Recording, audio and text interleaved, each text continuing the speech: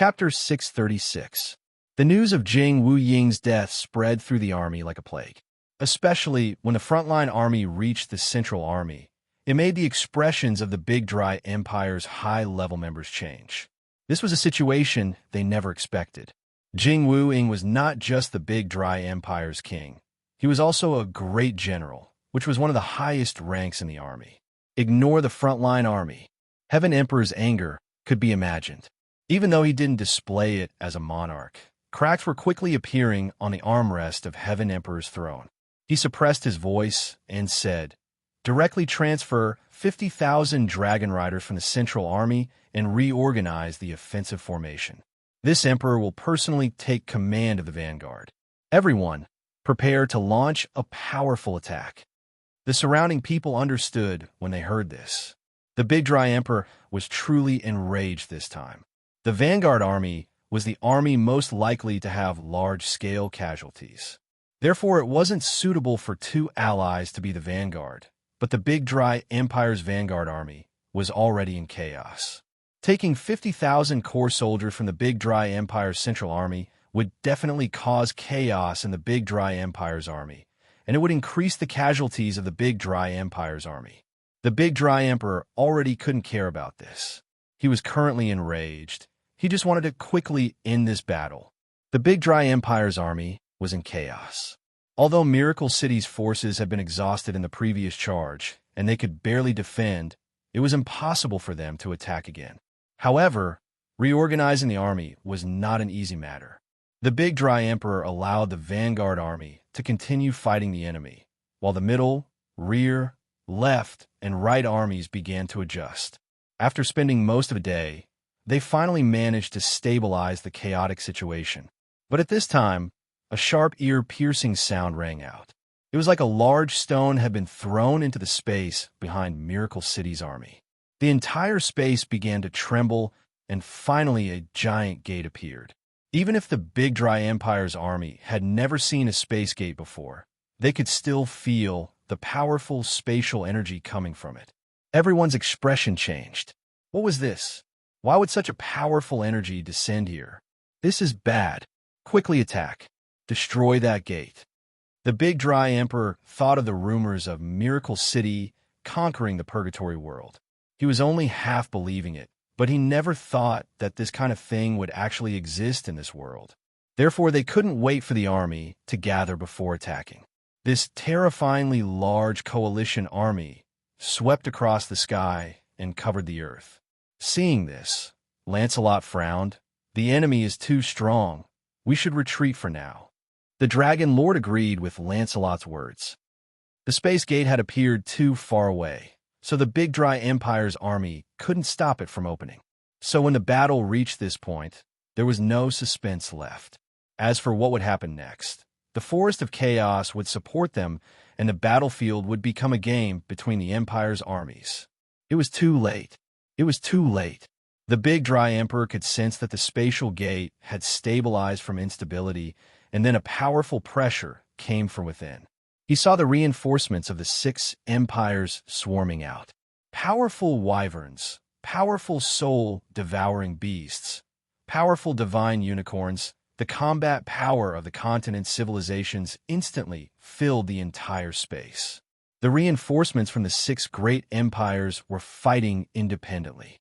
Although there weren't many of them, they were extremely elite. Therefore, they quickly formed a powerful fighting force in the wasteland.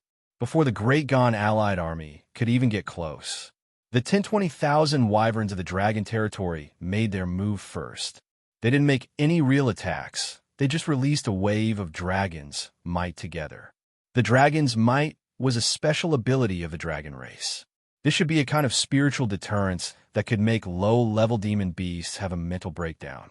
If it was serious, they wouldn't even be able to move and could only shiver as they lay on the ground for the dragon race to enjoy. The Big Dry Empire's army was mainly made up of air troops, and very few of them had the ability to fly, so they had no choice but to rely on flying demon beasts. This wave of dragons might could be said to have an immediate effect, being more effective than any real attack. The Big Dry Empire's army was in chaos again. The reinforcements of the 6 kingdoms took this time to appear, and they began their first wave of attacks. The Dark Knight Forest Unicorn Beast was the fastest, and with the wisdom of several Dark Knight Elf Elders, they formed a group. The one at the front was the Unicorn King, which was a powerful existence in the 7th to 8th Heaven Domain layer. The entire army moved at the same time and instantly released a bright energy. It was like a treasure sword covered in holy light as it charged at the enemy at an unbelievable speed. The Dragon Territory's army of 20,000 followed behind.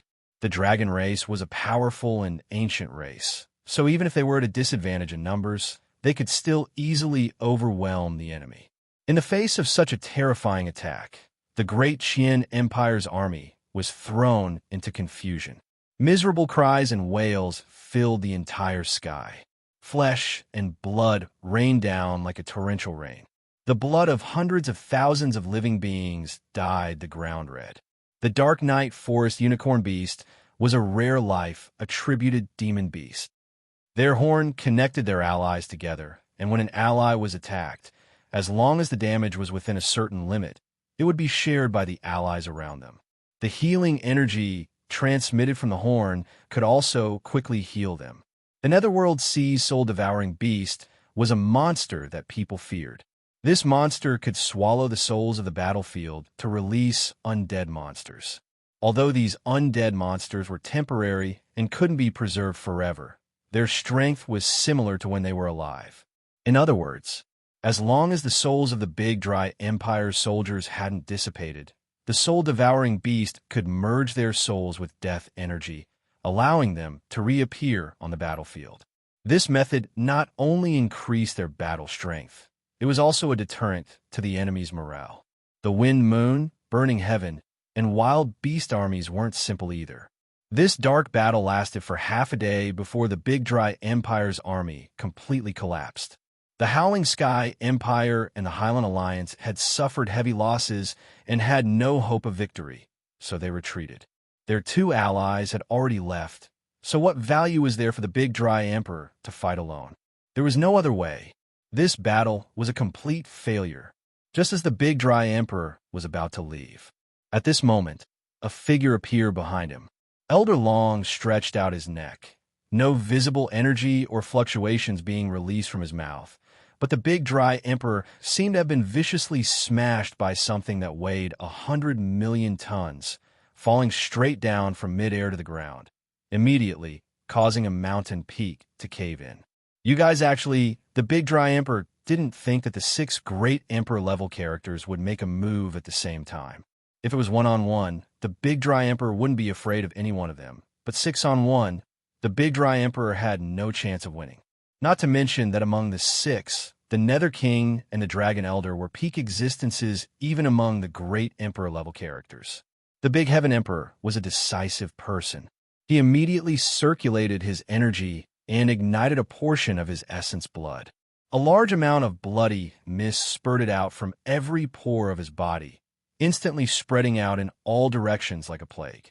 As long as it was a living being that was enveloped by this bloody mist, their essence blood would automatically be ignited.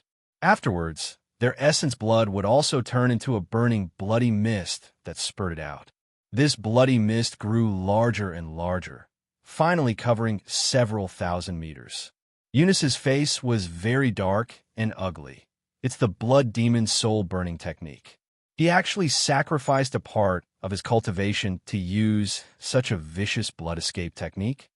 The blood mist released by the Big Dry Emperor killed at least a few thousand soldiers, most of which were from the Big Dry Empire's army. However, these soldiers' essence blood was ignited and turned into energy that fell on the Big Dry Emperor's body, making him look like a meteor as he flew across the sky, instantly disappearing from sight. The 6 great emperors made a move at the same time to dissolve the blood mist that seemed to want to devour the entire battlefield. When they worked together to suppress the blood mist, the Big Dry Emperor had already disappeared. Damn it! Did he escape? The Wild Beast Emperor's face was filled with anger. It was 6 against 1, and they still let the other escape. This was a bit embarrassing. Of course, the Wild Beast Emperor never thought that as the emperor of an empire, he would actually abandon his army and escape. To the Big Dry Emperor, how could this just be embarrassing? This was simply shaming the country. This kind of thing had never happened in the history of the Big Dry Empire. Even in the history of the continent, this rarely happened. Everyone relax, he can't run. At this time, a refined figure appeared in front of the six of them. This person was none other than the Wood Elf King, Lancelot. When Lancelot appeared in the air, he released his power and a silver hourglass floated in the air. The moment this hourglass appeared, it immediately retraced the blood escape technique's trajectory. Good. The Burning Heaven Emperor gave a bright smile. With this Elven King's innate time ability to retrace his trajectory, even if he runs to the ends of the earth, he won't be able to escape us. Let's go. The 6 Emperor-level characters led Lancelot to chase after the escaping Big Dry Emperor. The battle on this battlefield was still ongoing. The Howling Sky Empire and the Highland Alliance had already retreated, and the Big Dry Empire's emperor had escaped. The Big Dry Empire's army faced the combined army of the 6 empires. They had already lost their morale. No, not only did they lose their morale, they also felt a kind of sorrow and despair.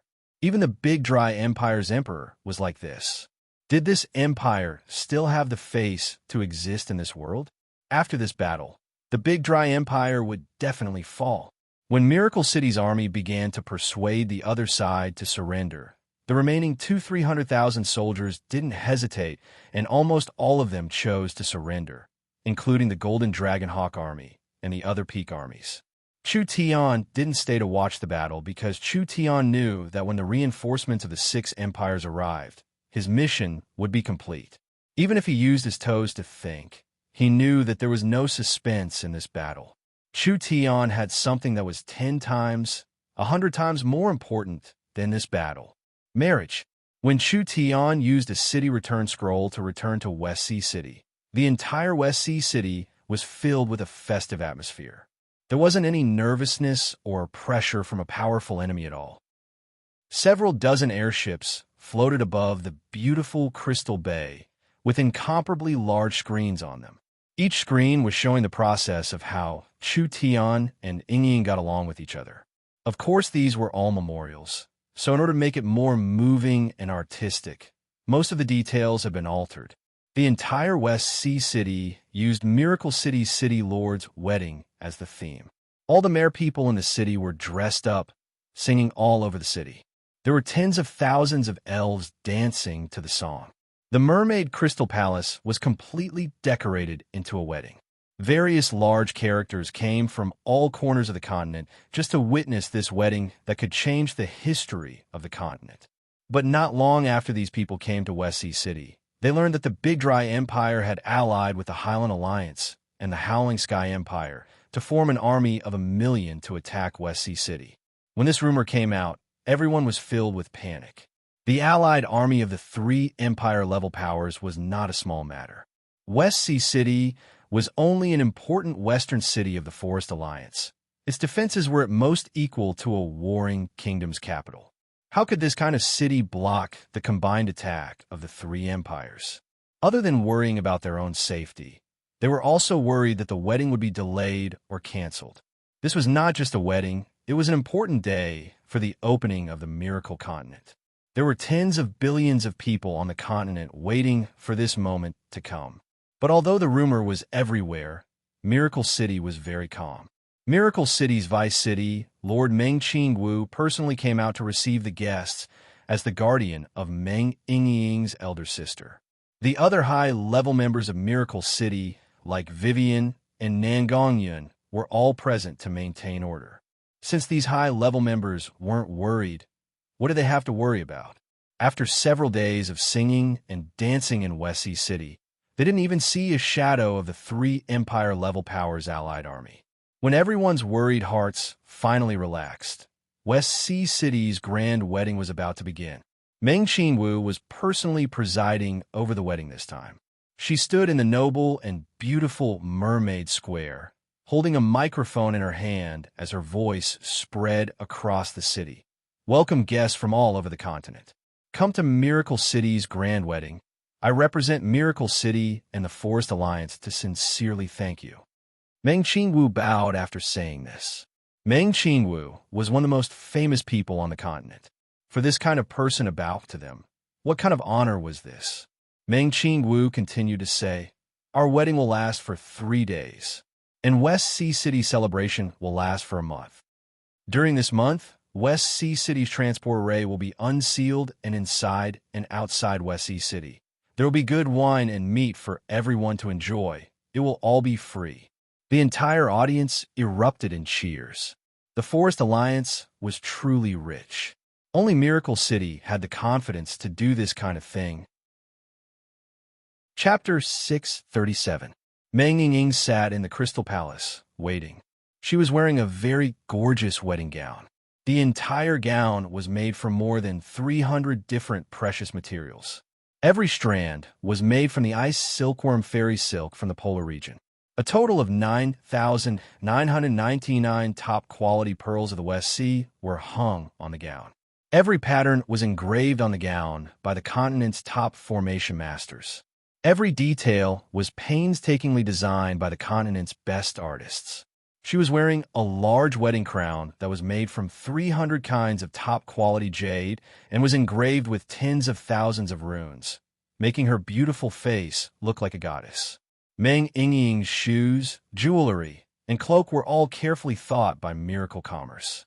Each item was made from the best materials that could be found on the continent, spending a large amount of money, resources, and manpower. The value of Meng Yingying's items was enough to buy an entire kingdom. There was no need to mention Chu Tian's personality. Even his elder sister was messing around like this, using such expensive materials to make a useless wedding dress. This was just too wasteful. Meng Yingying's heart was a bit anxious, but her heart was filled with sweetness. She had a Chu Tian who liked and protected her, as well as a caring elder sister. What else could she ask for in this life? Meng Yingying thought of how she would soon become Chu Tian's woman, and her heart was filled with anxiety. She was both nervous and happy. She had waited for this day for a long time. Ever since she met Chu Tian, it had been over 3 years, and too many things had changed in these 3 years. But her relationship with Chu Tian hadn't changed at all. Yingying, what are you still sitting here for? Vivian and Nan Gongyun, the two sisters, quickly ran in. When they saw Meng Yingying's clothes, their eyes lit up. Vivian exaggeratedly shouted, "Yingying, you're too beautiful. This dress is too beautiful. Everyone is envious of you. It would be great if I had one." Meng Yingying was a little embarrassed. "If you like it, I can ask Chu Tian to make one for you too." "Come on," Nan Gongyun said in a somewhat sour voice. "It's easy to make clothes, but it's a problem if we can use it. Not everyone is as lucky as Yingying." Meng Yingying was even more embarrassed. "Nan Gong, actually I know. All right, let's not talk about this nonsense today." Nan Gongyun and Vivian interrupted Meng Yingying. They pulled Meng Yingying to the left and right. "Let's go, the ceremony is about to begin." The Merpeople's song in West Sea City had already reached its climax. Countless conch horns and musical instruments released a heavenly sound. Today's two main characters, Chu Tian and Meng Yingying, had finally appeared. Chu Tian was also wearing a wedding robe, but compared to Meng Yingying's luxurious beauty, his clothes were more elegant.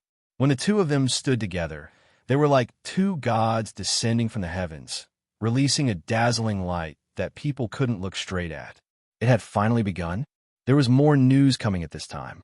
Miracle City's army and the Big Dry Empire's army were engaged in an intense battle several thousand kilometers away from West Sea City. This battle lasted for 2 days and 1 night, and there were corpses all over the battlefield.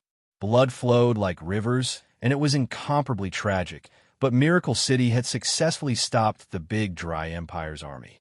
The Big Dry Empire's army came with a large momentum, but they couldn't even enter the Forest Alliance's territory. This news not only made everyone feel relieved, it also made them realize how strong Miracle City was. Even if 3 Empire-level powers worked together, they still couldn't invade, so which power on the continent could pose a threat? "I believe everyone has been waiting," Meng Qingwu loudly announced. "Now let us officially begin." There were countless races and countries on the continent. Each race and country needed to hold a ceremony to welcome a wife, but there were countless races and customs. There was never a set pattern. The Forest of Chaos was different from any other place, so there was no need to stick to tradition, and they could create their own innovations. Chu Tian held Ying Ying's hand as he walked out. Meng Qingwu and Chu Tian didn't like complicated ceremonies. Only the elves liked to do this. The two of them pursued efficiency, practicality, beauty, and depth, so the ceremony was divided into 3 stages. Contract, sacrifice. Meng Qingwu held the microphone and said to everyone, "Now we ask our city lord and the city lord's wife to announce their oath to the world. The greatest honor of my life is to be able to stand here." This oath stage was just a simple expression of sincerity. There was a loudspeaker, a broadcast, and a sound transmission method, letting each word spread to every corner of the continent, letting everyone feel a deep sense of romance. Chu Tian spoke for an entire 10 minutes, revealing his true feelings without any pretense. He pulled Meng Yingying's hand. "Yingying, from today onwards, I am willing to accompany you as your husband. I will love you and protect you until the end of the world, until the end of time, until the end of my soul. So please marry me, all right?" Suddenly, music filled the air. The atmosphere was pushed to its peak. Meng Yingying couldn't even stand straight from crying. There were many mere people and elves present that were moved to tears by this oath. Next was Meng Yingying's turn. Meng Yingying took the microphone and calmed herself down. I don't know what to say, but Yingying, from head to toe, from heart to skin, as well as soul and spirit, everything is yours. I am willing to be your wife until the end of time and the world. The two of them kissed in front of countless people. Vivian and Nangong Yun were so touched that they were confused. The two of them were saying their love to each other in front of the entire world. This was truly unprecedented. This was too romantic. It made people envious. As women, if they could have this kind of honor, they wouldn't have any regrets even if they died. Meng Yingying was the same. She felt like she had become the happiest woman in the world at this moment. Meng Qingwu looked at Yingying's happy appearance, and tears appeared in the corner of her eyes. Her voice was a bit choked up as she tried to calm herself down. "Now, let us congratulate this new couple for entering the second stage, signing the eternal contract." Everyone had a surprised look on their faces. What was the eternal contract? Did they need to sign a contract to get married? Meng Qingwu explained, "The eternal contract is an eternal contract specially invented by the city lord. It uses the ancient tree of life's bark as a medium and the eternal well's water as ink to write a contract. This contract doesn't actually bind people, but it can make the souls and spirits of the two parties closer. Even if they're separated by the ends of the earth, they can still feel each other's existence. The contract is signed and will be effective forever. Even if one's soul reincarnates, it cannot be erased. There is actually such a strange contract in this world." Chu Tian and Meng Yingying both dripped a drop of blood onto the contract, and a golden light instantly soared into the sky. The energy from the ancient tree of life and the eternal well's water lingered in the sky for a long time without dissipating. This was a great power comparable to divine power. The moment Meng Yingying completed the contract, it was like she could feel Chu Tian's heartbeat. She could feel Chu Tian's emotions, and she could feel Chu Tian's care and love for her. She felt like the last empty space in her heart was completely filled. Once the eternal contract was signed, the two of them would be forever linked together. No matter how far apart they were, even if they were in different planes, they could still feel each other's emotions. They could feel each other's location, and they could feel if the other was in danger. Meng Qingwu continued to announce, "Let us enter the third stage, the sacrifice." The sacrifice was a necessary step for most weddings on the continent. It was also the most troublesome and most important step, so it was usually done as the first step. But Miracle City didn't care about this. In the eyes of Miracle City's people, the oath and the contract were more important. As for the sacrifice, it was dispensable, but in order to make this wedding more grand and luxurious, they held a large-scale sacrifice. This sacrifice process was very long. Among them, Nangong and Vivian accompanied Meng Yingying as the bride's companions, and Meng Qingwu accompanied Chu Tian as the vice city lord and host. The other high-level members of Miracle Commerce followed behind them, and several dozen people stepped onto the altar to begin the grand sacrifice. The amount of materials used for this sacrifice was over 1 billion gold coins. When the sacrifice was used to produce a large amount of energy and essence, it was instantly spread across West Sea City. It made Meng Qingwu, Meng Yingying, and the Miracle Commerce high-level members' cultivations break through a layer. Although the others were far from the altar, after being bathed in this large amount of energy, everyone's cultivations increased by a large amount. There are some people who were cured of their illnesses overnight. The 3 stages have all been completed. Meng Qingwu looked very relaxed and happy. This was not only because her cultivation had increased, but also because Yingying had finally found a good home. West Sea City celebration has officially begun. Long live! Long live! Long live! The millions of wedding participants and witnesses all cheered out. The normal guests were enjoying the party in West Sea City, and the special guests were enjoying the best food in the world at the Space Hotel. No matter where it was, there was no charge this time. Of course, although there was no charge in name, the people that came to the wedding, whether it was a normal person or an emperor, they wouldn't come empty-handed. They could earn back 10 times the amount just from the various gifts. Chu Tian brought Meng Yingying to the Miracle Royal Palace. The Miracle City media recorded everything and broadcast it to all parts of the continent. When they arrived at the Royal Palace, the envoys of the various countries all came to congratulate them. The great Yuan Empire's Yuan Emperor has sent a great general to congratulate us, gifting us 10 immortal herbs. The Cloudwind Empire has sent a country protecting sage to congratulate us, gifting us 2 vassal kingdoms and 2 billion people. Congratulations to City Lord Chu Tian's wedding. One after another, empires from distant continents sent over gifts that left everyone dumbfounded. There are divine weapons, immortal herbs, land, and people. It was simply as precious as possible. Now these countries all recognized Miracle City's position and potential. But everyone quickly found that they were surprised too early. Just as the congratulatory gift was halfway through, it was suddenly forcefully interrupted. The Dragon Territory, Netherworld Sea, Dark Night Forest, Wild Beast Empire, Heaven-Burning Empire, and Wind Moon Empire. The 6 monarchs have captured the Big Dry Emperor as a gift to Miracle City's City Lord Chu Tian, wishing Miracle City's City Lord a happy wedding. When this news was broadcast to the entire world, everyone was stunned. The 6 monarchs had captured an emperor as a gift to Miracle City. Was there a more domineering and powerful gift than this in this world? This was not a normal mission. This was an emperor. When Chu Tian learned of this news, he laughed. "I'll have to trouble the 6 of you. Please take a seat. You dare to give it. Father dares to accept it. It's not a big deal. Isn't it just an emperor?" From now on, he was Miracle City's prisoner.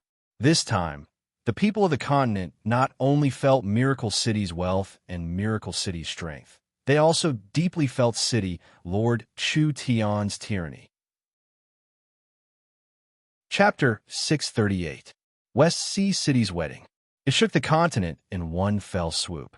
6 great characters with the status of emperors working together to present gifts could be considered unprecedented. These 6 existences that could shake the continent with a stomp of their feet, for them to appear together was already a shocking piece of news. Just this point alone was enough to give Miracle City face. Not to mention this kind of grand feat. Although Chu Tian's reputation on the continent wasn't small, it wasn't equal to them. These 6 people had captured an emperor on the same level as them, and used him to celebrate Chu Tian's wedding. This was enough to show the attitude of the 6 powers and the forest of chaos. The Big Dry Empire's position on the continent was known by everyone. Now that the emperor had been captured, this would have an unimaginable effect on the Big Dry Empire. Chu Tian would step on an emperor to obtain an even higher prestige. The six emperors had decided to support Chu Tian to reach the same peak position as them. This was enough to show the six powers' determination to cooperate with Miracle Commerce and Miracle City in the long term. Whether it was this wedding to Chu Tian, the Forest Alliance, or the continent, it would all have a very deep influence and change. When the Forest Alliance obtained the support of the six powers, who on the continent would dare go against Miracle City alone? Miracle City would become the core that connected the several hundred countries on the continent. Miracle City would become the core that controlled the continent's economy in the future. This was a historic change, as well as a historic opportunity. The wedding continued, and all sides sent gifts flying in like snowflakes. There had never been an emperor's wedding in the history of the continent that had such a large reaction and influence like Chu Tian's wedding. Chu Tian was very satisfied with the performance of these six people. It was the so-called a wise man submits to the circumstances. They seemed like they were showing goodwill to Chu Tian, but they were actually investing in themselves. Since they couldn't stop Chu Tian's rise, why not help him? This was not for anything else. It was to obtain a better position and support in the future. Let us raise our cups in celebration. I wish the city lord and his wife a long life of love. The distinguished guests in the Miracle Royal Palace all raised their wine cups to give their blessings to this couple. When Meng Yingying came down in her wedding dress to thank the guests, the various kings, patriarchs, and other important people all stood up. They were very respectful to Meng Yingying, even seeming like they were trying to flatter her. This made Meng Yingying feel like she was in a dream. It had to be known that these people who were so respectful to her, if it was 3-4 years ago, they would be people who could destroy southern Xia with a flip of their hand. At that time, Meng Yingying was just a normal city in the southern summer country. She was a little girl that worried about her studies all day long. Who would have thought that fate would be so mysterious, allowing this little girl to soar up in just a few years and sit on the throne at the top of the world? Meng Yingying had her own vanity like a normal girl, but her vanity was very easy to satisfy.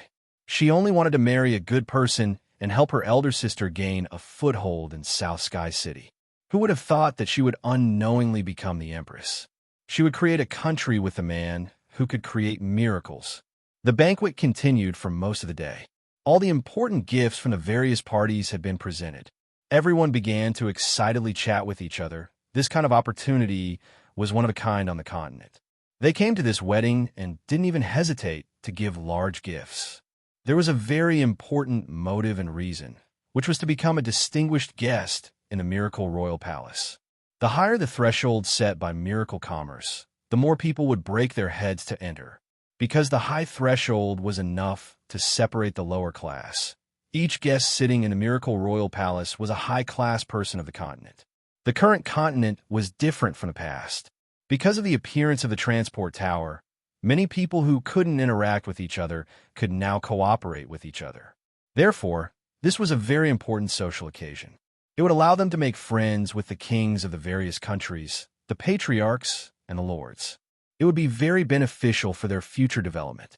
Meng Qingwu secretly revealed to Chu Tian, deducting the cost of this wedding, will earn at least several billion source stones. That much? Of course you don't know. For this chance, there are many small countries that emptied out most of their treasuries just to obtain a seat here. Chu Tian was very satisfied. Not only was this the most luxurious and influential wedding on the continent, it was also the most profitable wedding on the continent. It was about time. Chu Tian moved to the Miracle Royal Palace's conference hall. This was the last step of the wedding planning, and it was the step that everyone paid attention to. Miracle Commerce's various live broadcasts followed, allowing the entire conference to be broadcasted to every corner of the continent, letting everyone know the latest developments. The large conference hall was already filled with people. The first row was filled with the rulers. The second row was filled with the representatives of the empire-level powers. The third row was filled with the kings of warring kingdoms, as well as the patriarchs of the large tribes. First of all, I want to thank everyone for coming to this one's wedding.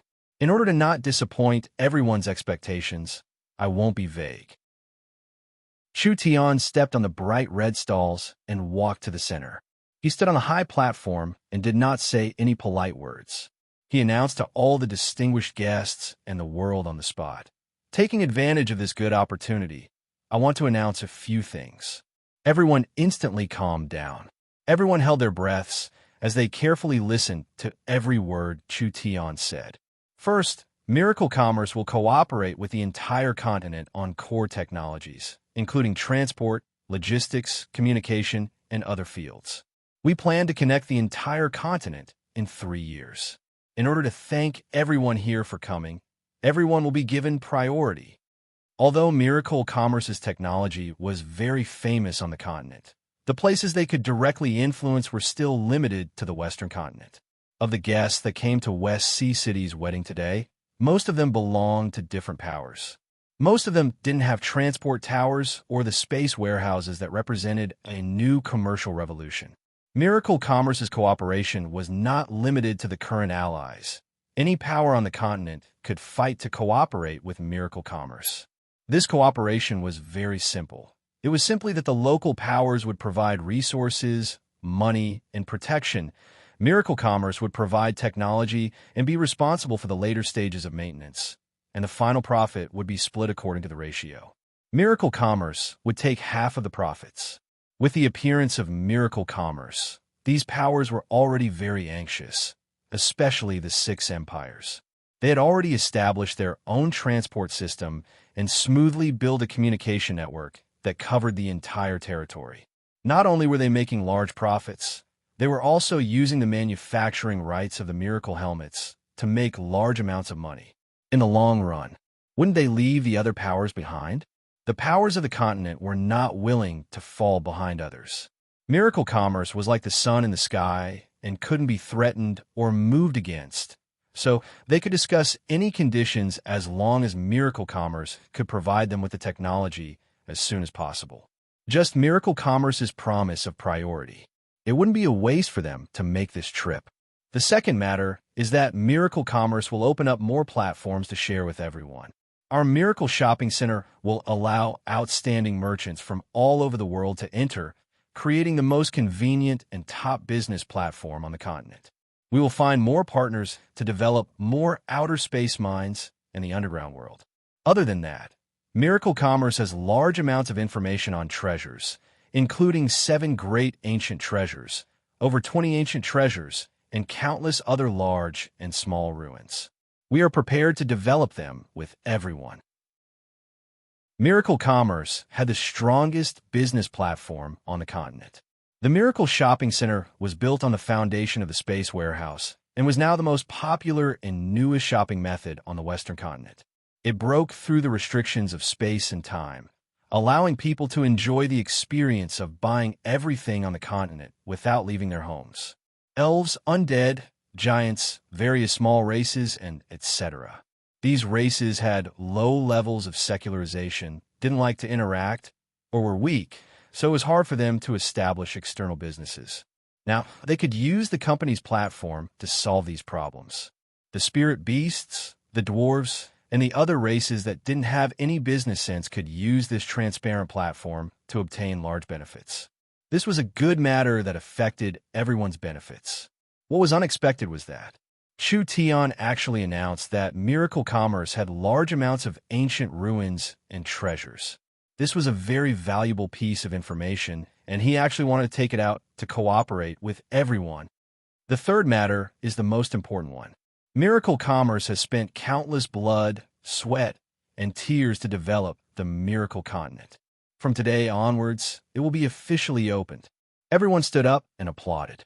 With so many people attending the wedding today, a portion of them had come for this news. We will release the information on the Miracle Continent and open the entrance in 1 hour. As long as one has the Miracle Helmet, they can directly connect to the Miracle Continent. When Chu Tian was announcing and giving a simple introduction, Meng Qingwu was also releasing the information on the Miracle Continent, allowing people to go to the various departments of Miracle Commerce or directly connect to the Miracle Helmet to obtain information. The Miracle Continent was a world filled with endless possibilities. There was nothing that couldn't be done as long as one had enough ability. After this short and shocking news conference ended, Chu Tian said his goodbyes. The wedding had been held here, and it had finally come to an end. Chapter 639. Chu Tian left after saying this. The rest of the time was given to the other high-level members of Miracle Commerce. The Miracle Royal Palace's banquet would continue for a few more days, allowing the company to discuss cooperation with other parties and allowing these people to socialize with each other. Chu Tian held Ying's hand as he walked to a side hall of the Miracle Royal Palace. You two are really in the limelight today. That's right, you actually caused such a large stir. Several important members of Miracle Commerce had been waiting here for a long time, and they all congratulated Chu Tian. As expected, Chu Tian came in and asked Meng Qinwu, "Are the preparations going?" "Relax, we've prepared for this long. There won't be any problems this time." Vivian and Nangong Yun's feelings were a bit complicated today. On one hand, they were happy for their best sister, Ying, getting married. But on the other hand, they were disappointed that their big brother and the person they admired the most were together with their best sister. The two of them had drunk several jars of wine at the banquet and were a bit drunk now. The Miracle Continent was about to open. They had to properly play around to relieve their boredom. Information on the Miracle Continent was already being released.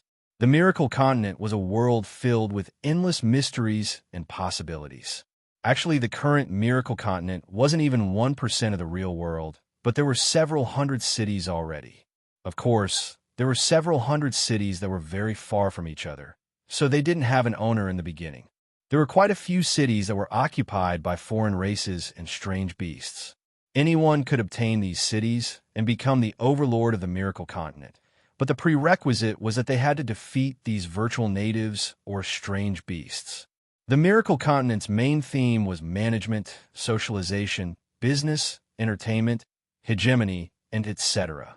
Of the 600 cities that had been developed, each one could hold around 10 million people. When a Miracle Continent opened, there was only a single city that was the main city of the continent, being called the Miracle Continent Sacred City. This city was the only official city, and it was the most important and largest city in the center of the continent. If there was no concept, it was actually very simple. This city could hold around 1 billion people. What kind of scale was 1 billion people? There were some small kingdoms that didn't even have this many people, but now Miracle Commerce had built a city that could hold over 1 billion people. This city could already become a kingdom. The Miracle Sacred City was too big, so there were over 1,000 transport points in the city, allowing the people in the sacred city to quickly and efficiently move around. Other than that, the sacred city was divided into more than 20 districts. There was a forest district, a swamp district, a desert district, a plateau district, an ice field district, and an underground district. This way, it could perfectly accommodate people of different races in one city, showing how rich and colorful Miracle Sacred City was. No matter if it was the Emperor or the commoners, when they saw the information on Miracle World, they were all shocked and also very interested. Because the flow of time in most places in Miracle World was a quarter of the normal time, for days inside would only be 1 day outside. This was equivalent to extending a person's lifespan by 4 times. 5 more minutes. Everyone put on your helmets. Chu Tian, Ying, and the young miss put on their helmets, and a floating window appeared in front of them. The option to enter the Miracle World was still gray, but there was already a countdown on it. Everyone was waiting with great attention. Meng Ying suddenly thought of something and asked, "How will everyone meet after entering the Miracle Sacred City?" The Miracle Sacred City is this big, and there will definitely be quite a few people entering. It won't be easy to find in the sea of people. This isn't a problem at all. Relax, City Lord's wife. The main person in charge of the spiritual department, Jin Luo, said with a smile, "Our communication helmets store each other's numbers. After entering the spiritual world, we just need to dial the number to communicate with each other. Then again, we are high-level members of Miracle Commerce and have special authority on the Miracle Continent. So what questions do we need to ask? As long as we don't break the balance, we can ask the God of Order for help." The God of Order was the smart brain that maintained the Miracle Continent. The high-level members of Miracle Commerce all had a certain authority. Therefore, it was very convenient for them to enter the Miracle Continent. As long as they didn't break the balance and fairness, they could ask the God of Order to solve any problems. 5, 4, 3, 2, 1. It's activated. Meng Yingying quickly found a place to lie down. When the Miracle Continent was activated, a surge of spiritual energy reverberated in her mind, making Meng Yingying's eyes light up. This light was only a little bit at first, but it quickly spread across the entire world. She was surrounded by darkness. Meng Yingying felt like she was floating in space without gravity. A clear voice sounded in her ears at this time. Welcome to the Miracle Continent. Because this is your first time entering the Miracle Continent, please create a character. As soon as this voice fell, there were over 100 different characters in front of Meng Yingying. There were humans, spirit beasts, elves, and various other races. The human in the center was Meng Yingying's own appearance. Meng Yingying asked, "What's the difference?" Your own race's character is free, and you can directly enter the Miracle Continent. If you want to choose a different race's character, you will need to pay 10 source stones for the first one, 100 source stones for the second one, and so on and so forth. Each user can create countless characters in theory. The voice continued to explain, different races have their own advantages and specialties. Meng Yingying felt this was very interesting. She had been a human in the real world for over 10 years. So, if she could become a different race in the virtual world, wouldn't that be an unprecedented experience? The system sent out a notification at this time. During the character creation process, you can adjust your appearance for free. The adjustment range is 20%, and if you exceed this range, you will need to pay a fee according to the adjustment range. Meng Yingying didn't know whether to laugh or cry. Miracle Commerce really knew how to make money. She hadn't even officially entered the Miracle Continent, and there were already several fees. She chose the elven appearance. She adjusted her height a bit and didn't change much from her original appearance, so the adjustment range was only 8%, allowing her to create the character for free. The first foreign race character has been created. The fee is 10 source stones. It has been automatically deducted. Connecting to the continent. When Meng Yingying opened her eyes, she found that she had appeared in a peaceful forest elven city. There were thousands of people appearing all around her, and each person had the appearance of an elf, but they weren't elves in the real world. Each person had a look of curiosity as they looked at their new body and appearance. Because one's appearance could be adjusted on the Miracle Continent, the free adjustment range was 20%. Even if it was a normal person, as long as they covered up their flaws by 20%, they would become beautiful women and handsome men. Not to mention that there were some people who used source stones to increase their appearance by 50%, 80%, or even higher. Therefore, there wouldn't be two ugly people on the Miracle Continent. Of course, there were some people who purposely lowered their appearance. Meng Yingying looked over her body. She was dressed like an elf, wearing a simple hemp robe and holding a bow in her hand. The window in her field of view showed her cultivation, which was only in the first chi refinement layer. Even her cultivation base was lowered to the lowest. Like this, whether it was an emperor or a normal person, everyone's starting point was the same. This kind of world made people work harder. Yingying, where are you? I'm in the forest elven city. A voice appeared in Meng Yingying's mind. She could tell it was her elder sister. Elder sister, where are you? Come to the central square of the main city. All right. Meng Yingying wasn't like the others who were still exploring the area. She directly asked the God of Order for directions and found the transport point. Then she was transported to the incomparably large central square of the Miracle Sacred City. It was said that this square could hold 3.5 million people at the same time. The entire square was made of exquisite jade, and each detail was carved with incomparably detailed patterns. There was a giant fountain that released a dense mist in all directions, and there were several golden dragons sitting on high platform. They were the guards of the Miracle Sacred City, and if anyone didn't follow the rules, these golden dragons would teach them a lesson. You wouldn't die on a Miracle Continent. Accurately speaking, after you died, you would revive after 7 days. Of course, if you were willing to pay source stones, you could revive in a safe zone. So everyone here was an undead person. Inging over here, Meng Qingwu turned into a feather race person with snow-white wings, and Vivian turned into a little flower fairy that was the size of a palm. The others all chose strange races. Only Chu Tian was still a human. Where is Nangong? Is someone looking for me? Heavy footsteps could be heard, and when everyone turned around to look, they all burst into laughter. They saw two 5-meter tall half-beast woman with a body full of muscles, red hair, and a curly beard.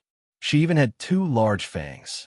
Meng Ying said in a speechless voice, "How did you become like this? You don't understand this."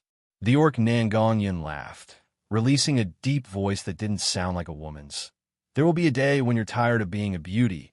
I think this is quite fun." Chapter 640.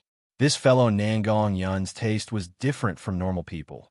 Therefore, it wasn't strange for him to do something out of the ordinary. But this was the charm of the miracle continent. Everyone had a new start here. Everyone had the same starting line, and everyone had the chance to experience a life they couldn't experience before. Whether it was becoming an orc or an undead dragon, everything was possible. The real-world source stones had a certain amount of help on the miracle continent, but it was mainly in creating characters, reviving after death, as well as other services. No matter how rich a person was, they couldn't completely rely on money to dominate here. This gave many normal people a large chance. Almost everyone had arrived. When everyone decided to wander around, a clear voice came from behind. "City Lord Chu Tian, I never thought I would meet you here. The authenticity of the miracle continent has shocked me. This is simply a whole new world. This work is just too great. Wasn't this nonsense? Did I need you to emphasize it?" Chu Tian turned around and saw a tall and beautiful woman appear in front of him. Although her appearance had changed quite a bit, Chu Tian could still recognize her with a single glance. Wind Moon Empress. The Wind Moon Empress was currently wearing the simple clothes of the elves, looking exactly the same as Meng Ying. This peerless female empress gave people a very simple feeling, not giving off any pressure at all. The Wind Moon Empress looked at her body. "I never thought there would be a day where I could become an elf." Chu Tian asked with a laugh. "What about the other empresses?" "Don't mention it. They are wildly creating characters and trying out new races. That big boss from the Heaven-Burning Empire actually created over 30 races at once, trying them out one by one. As for that old fart from the Netherworld Sea, he has finally broken away from being an undead and has returned to being a living being. He can enjoy the joy of eating, drinking, and whoring that he hasn't enjoyed in a long time. I think he is fooling around with his subordinates right now." Everyone looked at each other in blank dismay, not knowing what to say. These fellows were rich and overbearing. With people like them here, the miracle continent didn't need to worry about not making money. But speaking of this, the Wind Moon Empress was filled with admiration towards Chu Tian. City Lord Chu Tian is truly worthy of being a master of the present age. This place is not only perfect, it is also filled with surprises. It's just that in the miracle world, this emperor has lost all of his cultivation and is not used to it. Can you help me recover some of my strength so that this emperor can freely display his skills? I'm afraid I can't comply. What? You won't even give me this little bit of face? I can pay primordial stones. How much do you want? Chu Tian seriously replied, "This is not a problem of source stones. Our miracle continent's greatest charm and specialty is that everyone can start anew here. If I make an exception for the Empress, then the other emperors will find me to make an exception for a second or third time. Like this, there will be no fairness left, and it will become a place of transactions. Wouldn't that destroy this kind of beautiful place?" The Wind Moon Empress knit her brows, feeling this was a bit reasonable. Actually, in order to ensure that Miracle World is fair and just, we've already given the authority to manage the world's laws to the God of Order that the Super AI has turned into. Even I can't easily change the laws around the God of Order, so I hope the Great Empress can forgive me. The Wind Moon Empress had a look of dissatisfaction, but she didn't force Chu Tian. She confidently said, Forget it, forget it. This empress can stand at the peak of the real world, so naturally I can stand at the peak of the miracle continent. I don't care about these unorthodox methods, but you should tell me how to increase my cultivation and influence. Chu Tian revealed a faint smile. It's very simple. The difference between the miracle continent and the real world is that this is a world that combines reality and games, so it can be divided into the city and the wilderness. Actually, the method to increase your strength is very simple. You can find a trial tower in the city to challenge and obtain materials for your cultivation and equipment. You can also find demon beasts in the wilderness to kill and obtain materials. As for increasing your influence on the miracle continent, when you explore far enough in the wilderness, you will find many cities and villages in the wilderness.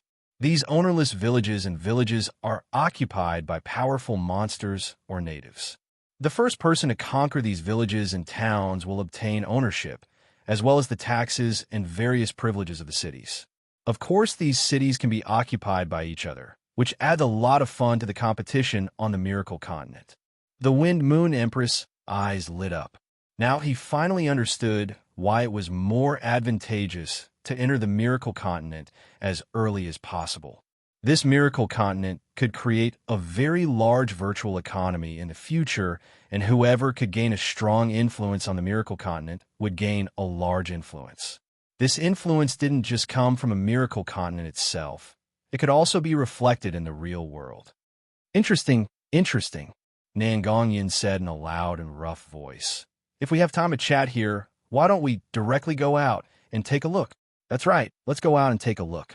The Miracle Commerce people brought the Empress to the transport tower.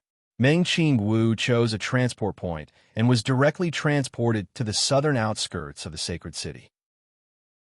The teleportation point in the southern suburbs of the holy city was a green grassland. There was not a single person in the vast grassland. After all, the mainland had just been opened, and most people were wandering around the huge holy city. It would probably take a few days for the others to arrive outside. The Wind Moon Empress called out in surprise. Why are there so many wild beasts here? The prairie was filled with wild beasts. There were giant wolves, bulls, crocodiles, and etc. What was strange was that these wild beasts could see each other, but they were very peaceful together. This kind of scene was impossible to appear in the real world. Jean Luo introduced it to the Empress. This is the southern hunting area. The wilderness of the Miracle Continent can be divided into hunting areas and wild areas. The wild areas are highly similar to the real world's ecosystem, having a complete food chain system. The hunting areas don't have a food chain system. After the monsters in the hunting areas die, as long as a certain amount of time passes, they will automatically revive. This is specially provided for us to hunt. We'll use this area as a starting point and begin our adventure and exploration of the continent. Nan Gongyin raised a large axe and charged out like a sheep without saying anything. I'll kill one first. Wild sheep were the weakest monsters. In the real world, if a wild goat saw a burly half-orc with a big axe charging at it, it would probably run away without a second thought. However, the monsters in this hunting zone were there for people to hunt. If they ran all over the world, wouldn't it be a mess? Meh. The wild sheep gave a loud cry and actually used its horns to meet the attack. Although Nan Gongyun's cultivation was very weak, it wasn't like she couldn't beat a sheep. She cut the wild sheep down in 2-3 moves, but there were several wounds on her body. After the wild sheep died, its body turned into dots of light, and a pair of sharp horns appeared on the ground. Nan Gongyun picked up the horns and happily said, Ha! They're spoils of war. The Wind Moon Empress felt this was very new. Monsters would drop spoils of war when they were killed. These things could be taken to the city to exchange for resources, or they could be forged into the equipment or herbs they wanted. Using this method to slowly increase one's cultivation and strength. Even if an emperor wanted to become strong, they had to rely on this method. So, everyone needed to spend the same amount of time. There was no shortcut at all. Let's go as well. Several people began a hunt in the hunting area. Wild sheep, bulls, giant wolves, crocodiles. As they killed more and more monsters, the spoils of war they obtained also increased. These monsters mainly dropped refining materials and occasionally herbs. These are all very precious resources in the early stages. But when they entered the grasslands, a majestic roar suddenly appeared. Vivian's expression instantly changed. "This is bad. A large monster has appeared." Before the others could make their preparations, a golden lion jumped out from the grasslands. It was 2 meters tall and was incomparably strong, giving off a majestic aura. "Damn! Everyone run. This is an elite 9th body refinement layer monster." Everyone quickly turned and ran. The Wind Moon Empress knit her brows. A trivial 9th body refinement layer monster. If this Empress runs, how can an Emperor exist? Chu Tian said to her, "You are only a small 1st body refinement layer cultivator. Wouldn't you lose face if you were killed by it?" The Wind Moon Empress felt this was reasonable. Retreating was better than being killed, but it was already too late. The golden lion spat out a wave of energy that hit her, and the Empress gave a cry of shock before shattering into pieces, disappearing into specks of light. The respected Empress was actually killed by a level 1 demon beast. It was hard for the others to escape. After all, the difference in strength was too large.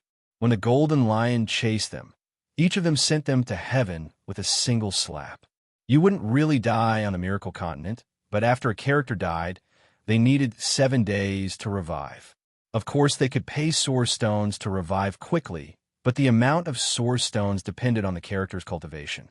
A 1st body refinement layer character only needed 5 Source Stones to revive, so everyone revived without any hesitation. When the Wind Moon Empress saw everyone again, her face was filled with anger and embarrassment. This kind of weak level 1 demon beast, if it was in the real world, even if there were 10,000 of them, this Empress could kill them all with a single finger. "I never thought that I would be killed by it here." "Empress, don't be angry." Vivian quickly comforted her. "We've already collected large amounts of materials. We can exchange them for pills to increase our strength a bit." Right. Nangonyan also said, "We might as well not go to the wild. There are over 100 trial towers in the sacred city. We can go to the trial towers to gain experience. This way, we have a higher chance of obtaining materials, and we might even obtain cultivation techniques. Once we become stronger, it won't be too late to take revenge then." The Empress was angry, but she was completely attracted by this interesting continent. Therefore, she had a strong interest in the trial towers. She looked at Chu Tian. "City Lord, come with us. I won't be participating this time." Chu Tian helplessly shrugged his shoulders. "You also know that my wedding hasn't officially ended. I don't have time to play with you. Isn't that right?" Ying. The Empress was very disappointed. "Forget it. It's not like we're missing 1 or 2 people." The Empress ignored him and impatiently said to the others, "Then we'll go." "All right." Vivian and Nangongyun were fun people. Meng Qingwu, Jin Luo, and the others also had nothing to do. This group of people formed a small adventure team and went to the nearest Tower of Trials to participate in the trial. Chapter 641. Chu Tian led Ying around the Miracle Sacred City a few times, feeling the charm of the Miracle Sacred City. Almost every district had several large commercial streets, and there was a giant commercial city in the main district. It could compare to a normal city in the real world. What kind of concept was this? This was the same as a city filled with large shops. There were no houses, no afterimages, and no other facilities. There were only tens of thousands of shops. If a normal person wanted to go shop by shop, stopping at each shop for an hour, not resting for 24 hours a day, they would need several years to go one round. But in the Sacred City's large commercial district, there were various free transport points, which was very convenient. As long as one had a map of the shops, they could go to the area they wanted to go shopping or go to the shops they wanted to go to. The Sacred City's commercial streets sold real-world resources. Therefore, it was enough to satisfy anyone's shopping addiction. Miracle Commerce had a large platform like the Miracle Shopping Center. So why did they need to create a large virtual shopping area? Actually, there was no conflict between the two. The Miracle Shopping Center was only a virtual platform after all. In the future, There would be tens of millions of products, and it would be hard for people to find treasures in the vast amount of data. They would have to search for them and search for them. The value of the Miracle Sacred City's commercial district was very high. First, the Miracle Sacred City was the center of the Miracle Continent. With more people using the Miracle Helmet, the Miracle Sacred City would be the only official main city, so it would never be taken over. It would always be the birthplace of people on the Miracle Continent, and it was also very convenient to transport. It wouldn't be strange for there to be several billion people coming every day. This kind of large flow was enough to turn the commercial district into a shopping paradise. The Miracle Sacred City was divided into the Elven District, the Giant District, the Dwarf District, the Undead District, and other different districts. The commercial district of these districts would be made into the special products of the corresponding races. The commercial district in the center of the sacred city would become the largest shopping area in the virtual world. This place would become a place of celebration for everyone. The Miracle Sacred City had large amounts of restaurants, entertainment, and adventuring services. These kinds of services didn't affect the balance, so of course they all had source stones to use. Other than that, the Miracle Sacred City was filled with large amounts of virtual properties. There were luxurious royal palaces that could hold tens of thousands of people, and there were exquisite tree houses and underground dwellings.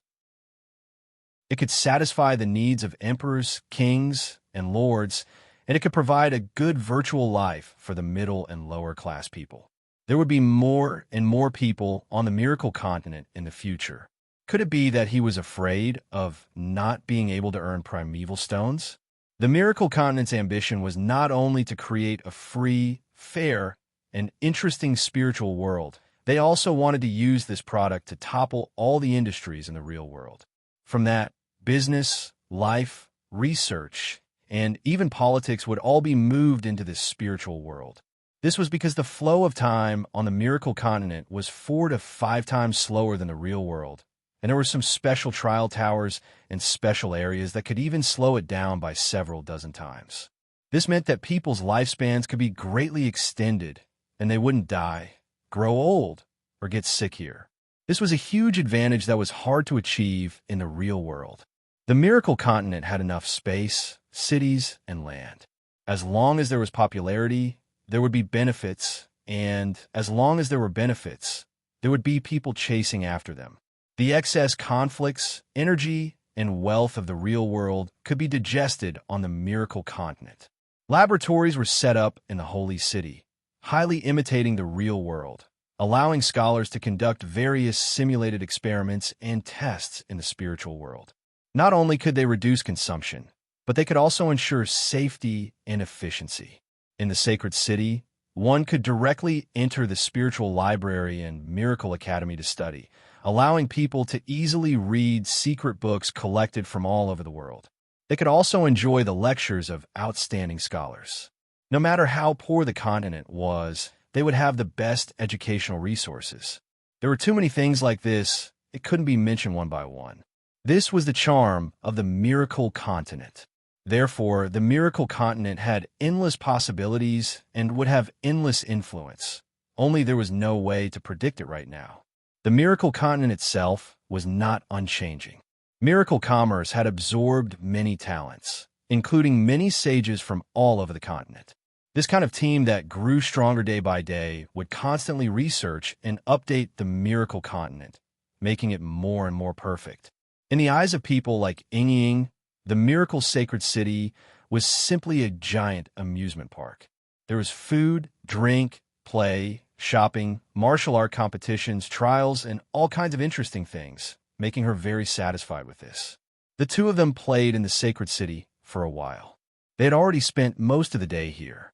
There were more and more people appearing in the main city area, and the two of them had walked enough, so they took off their helmets and returned to the real world.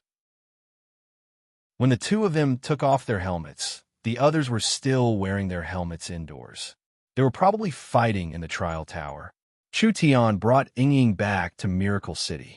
Miracle City was not as noisy as West Sea City or as lively as the Miracle Royal Palace, but the entire city was filled with a festive atmosphere.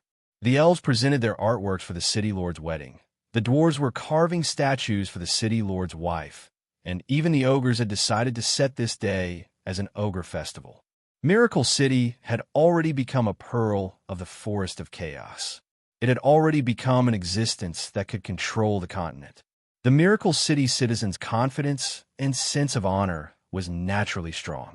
The city lord's wedding in West Sea City was very awe-inspiring, so this day had already become Miracle City's most important day. Greetings to the city lord's wife. Greetings to the city lord's wife. When Chu Tian brought Ying back, all the guards and citizens that saw the two of them all bowed down to them. Meng Ying was a bit embarrassed about being called the city lord's wife. After all, she wasn't used to it at first, but she was still very satisfied in her heart. When she returned to her room, she slowly took off the expensive and luxurious robe she was wearing.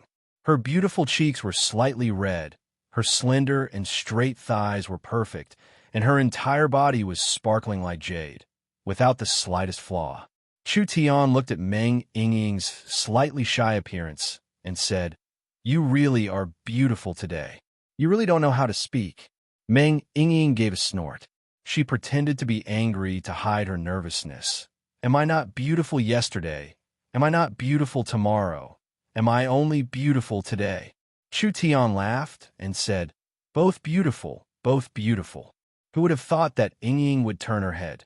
"Then why did you wait until now to marry me?" How could Chu Tian not know what Ying was thinking?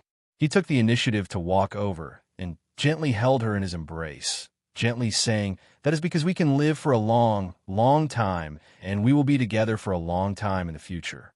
We will never be separated again, starting from today and starting from tonight. Are you satisfied with this? My city lord's wife?" Meng Ying reluctantly nodded. "I'll believe you this once." After she said this, she suddenly stood up and kissed Chu Tian on the cheek. Chu Tian hugged Ying's soft body, and the two of them kissed each other.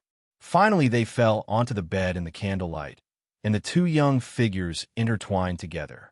From this moment on, whether it was their bodies or souls, the two of them had already established an inseparable connection. From this moment on, Meng Ying had officially become Chu Tian's woman, and she had become the city lord's wife. All of this happened naturally. Whether it was Chu Tian or Ying, there was nothing unexpected at all. The next day, Meng Ying woke up in a daze. Meng Ying's quiet and beautiful cheeks had a slight blush on them. Her inexperience gave her a charming feeling. Last night, she had completely transformed from a girl to a woman. At this time, her body was only covered with a thin blanket. A pair of long and slender legs were stretched out, and a full chest was also faintly discernible under the blanket. Meng Ying felt like she was in a warm embrace. When she turned around, she saw Chu Tian's handsome and delicate face in front of her. His eyes were still closed. She didn't know if he was asleep or pretending to be asleep. Ying looked at his face, and her heart was filled with joy and sweetness. She couldn't help going over and pecking his face like a chicken pecking rice. At this time, she felt some movement beside her. When she turned to look, her face immediately became very embarrassed.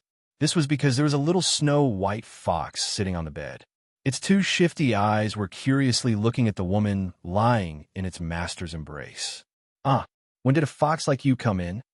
Meng Ying suddenly sat up and saw the thin blanket fall off her body. In an instant, the spring scenery was revealed. It was as beautiful as a painting. Meng Ying quickly grabbed the thin blanket to cover her body while her other hand desperately shook Chu Tian. "Hey, quickly wake up." Chu Tian opened his eyes to look at her and then closed them again. "What are you afraid of? It's a female fox." Meng Ying said in an embarrassed voice. "That's not it. It's not early anymore. So what? Even if we sleep until tomorrow morning, no one will dare care about me. Who told me to be the boss?" Meng Ying anxiously pulled him up. "Big sister, Nangong, Vivian, they will definitely laugh at me. This is too embarrassing. Get up, quickly get up." This girl's face was too thin. Now that they were officially husband and wife, could it be that she was still afraid of others gossiping about them? However, Chu Tian really did have a lot of things to take care of. He could only put on his clothes and walk into the city lord's hall with Meng Yingying. Chu Tian looked at the empty conference hall in a daze. There was only a mature and beautiful white-clothed woman sitting in the entire conference hall. The other seats were all empty. He asked in a puzzled voice, "Young miss, where are the others?" Meng Qingwu didn't look any different than usual. She was organizing the data sent by Smart Brain while saying with a tired yawn, "They are still playing on the Miracle Continent. Including the Emperors, even the Dragon Elder and the Nether King are very fond of the Miracle Continent. They are all immersed in it and can't pull themselves out. Their group is currently challenging the Trial Tower. I think they won't be in the mood to come back to work for now." "Is that so?" Meng Yingying's heart itched hearing this. How can they be absent from work for no reason? I'll go find them and properly teach them a lesson. Aya, after a night of Yingying, you really do look like the city lord's wife. Meng Qingwu revealed a smile as she blinked her eyes. How was your night last night? Big sister, you're also joking with me. Meng Yingying's face instantly turned red as she quickly ran for her life. I'll go find Nangong and the others. Meng Qingwu could only say, don't play for too long. A day in the real world was 4 or 5 days on the Miracle Continent. These fellows didn't come out for this long. It seemed like they really liked the Miracle Continent. It could be seen from this point that the Miracle Commerce product was an unprecedented success. Chapter 642. Chu Tian sat down next to Meng Qingwu. How was our harvest this time? Very successful. Meng Qingwu gave a simple evaluation. Our direct income reached several billion source stones. We also dealt a heavy blow to the Big Dry Empire, capturing the Big Dry Emperor and the opening of the Miracle Continent. After this matter is over, Miracle Commerce will be able to establish its position on the continent.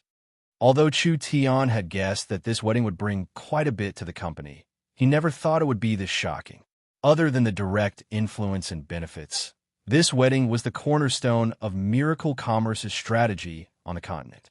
This was because there were several hundred representatives of powers that didn't have any contact with Miracle Commerce, but they all had direct contact with Miracle Commerce during the wedding. Most of them had already made plans to cooperate with Miracle Commerce. Miracle Commerce's transport towers, shopping centers, and communication systems would soon be built in different regions and countries of the continent. After this wedding, Miracle Commerce would officially jump out of the Western continent, and their influence and products would spread across the continent for the first time. Although in terms of strength and army, Miracle Commerce was still lacking compared to the empires, Miracle Commerce had already created the first super business empire that spanned the continent. This was an achievement that no country or power on the continent could imagine. Chu Tian asked, "What are our next steps?" Miracle Commerce has already reached the peak of the continent in terms of business. There isn't another company that can compete with us. What we need to do now is strike while the iron is hot. Meng Qingwu was not satisfied with the large harvest they had obtained because her duty was to seize every opportunity to obtain more. Right now, we are in a honeymoon period with the empire-level powers of the continent. Not to mention that the opening of the Miracle Continent will attract everyone's attention for a long time. We can use this chance to form a federation. Meng Qingwu's federation plan had been prepared for a long time. Miracle City's influence on the continent was not inferior to any power, even surpassing many empire-level powers. Miracle City had the name of a superpower, but they lacked the strength of a superpower. Miracle City was just a city in the end. In this world where only the strong were respected, if one didn't have enough strength, they wouldn't be able to maintain peace just by relying on alliances. Therefore, if Miracle City wanted to solidify itself, they could only go one step further and establish a true empire-level superpower. Chu Tian felt that it was about time. West Sea City's wedding was in the limelight. If Meng Qingwu were to make such a request to the Elven King and the Dragon Lord, it would be hard for them to refuse. After all, Miracle Commerce's grand plans had just begun. If they cooperated with Miracle City, they would obtain even more resources and benefits in the end. No one would refuse benefits. Even the elves were the same. With Miracle City as the leader, other than the Forest Alliance and the Kingdom Alliance, there was also the Sea Race Alliance and the Underground Alliance. These powers weren't strong on the continent, and they were in a loose state. If they could all unite and obey the leadership of the highest voice, a new empire-level force would be born. Meng Qingwu shook her head and said, "If that's all, I'm not satisfied." Chu Tian looked at her in shock. Could it be the young miss wants more? Other than the headquarters in the Forest of Chaos, the several kingdoms in the north, the entire Western Sea, and the purgatory subterranean world, I'm very interested in an even more important area. Meng Qingwu gently flicked her finger, and a map of the continent appeared in front of them. Miracle City's current power only occupied a small part of the western side of the continent. Meng Qingwu gently pointed at an area. "I want to merge the Big Dry Empire into our territory." Chu Tian instantly sucked in a cold breath. Meng Qingwu had always been an ambitious leader, but Chu Tian had underestimated her. The Big Dry Empire was a superpower with close to 10,000 years of history. Although they had been miserably taken care of by Miracle City, the Big Dry Empire still had a foundation. If they really fought to the death with Miracle City, it was unknown who would win. Several 100,000 Big Dry Empire soldiers had died under Miracle City's hands. This blood feud could be said to be a conflict that couldn't be resolved. How could Miracle City turn their greatest enemy into an ally in the blink of an eye, and it was as a subordinate? There had never been an empire-level power on the continent that became a subordinate of another power. Meng Qingwu really dared to say this. But then again, if the Big Dry Empire could really be subdued by Miracle City, the effects would be unimaginable. This was because Miracle City's current conditions were enough to form an empire power. Before the Big Dry Empire had a conflict with Miracle City, they were one of the top 3 powers on the Western continent. Not only did the Great Qian Empire control dozens of vassal countries in the Western continent, but they had also extended their hands to the Western Sea a long time ago. The destruction of the powerful Sea Race Empire, Deep Blue, was very likely a result of the Great Qian Empire's covert actions. Now, the Great Qian Empire controlled about a quarter of the Western Sea, and the benefits were hard to resist. If Meng Qingwu's wish came true and the Big Dry Empire was subdued by Miracle City, the result would not be as simple as 2 empire-level powers merging together. The Forest of Chaos and the Big Dry Empire were very close in terms of geography. There were countless small powers between the 2 powers, with no lack of neutral and opportunistic powers. Now that these 2 superpowers merged together, the final result would be that the entire region would be connected. All the neutral and opportunistic powers would have no choice but to side with this new giant. Other than that, the entire Western Sea would merge with this new power. The Big Dry Empire, the Forest of Chaos, and the Western Sea, any one of these 3 places had the potential to become an empire-level power. This way, a giant would be born in the Western continent, finally spreading to the entire Western continent and dominating it. There had never been a power that could dominate an area like this. Miracle City would become the true overlord of the continent. Chu Tian, of course, knew the benefits of doing this, but he still knit his brows and said, "How confident are you?" Meng Qingwu countered with a question, whether it is using hard or soft methods. "How confident are you in taking care of the Big Dry Emperor?" Chu Tian thought about it. Although the Big Dry Emperor hates me to the bone, he is still a person. If I use unscrupulous methods, it isn't hard for me to change a person's opinion of me. The main problem right now is not the Big Dry Emperor. Rather, it is the entire Big Dry Empire. If Chu Tian only used methods to deal with a single person, although it would be hard for someone on the level of the Big Dry Emperor, he could still do it. But the problem now was that the Big Dry Emperor was the Big Dry Empire's emperor. But the Big Dry Empire had several billion citizens. These people had lived in the Big Dry Empire for generations, so they already had the pride and dignity of an empire citizen. Was it easy to make them submit to Miracle City? The hardest to deal with was the nobles.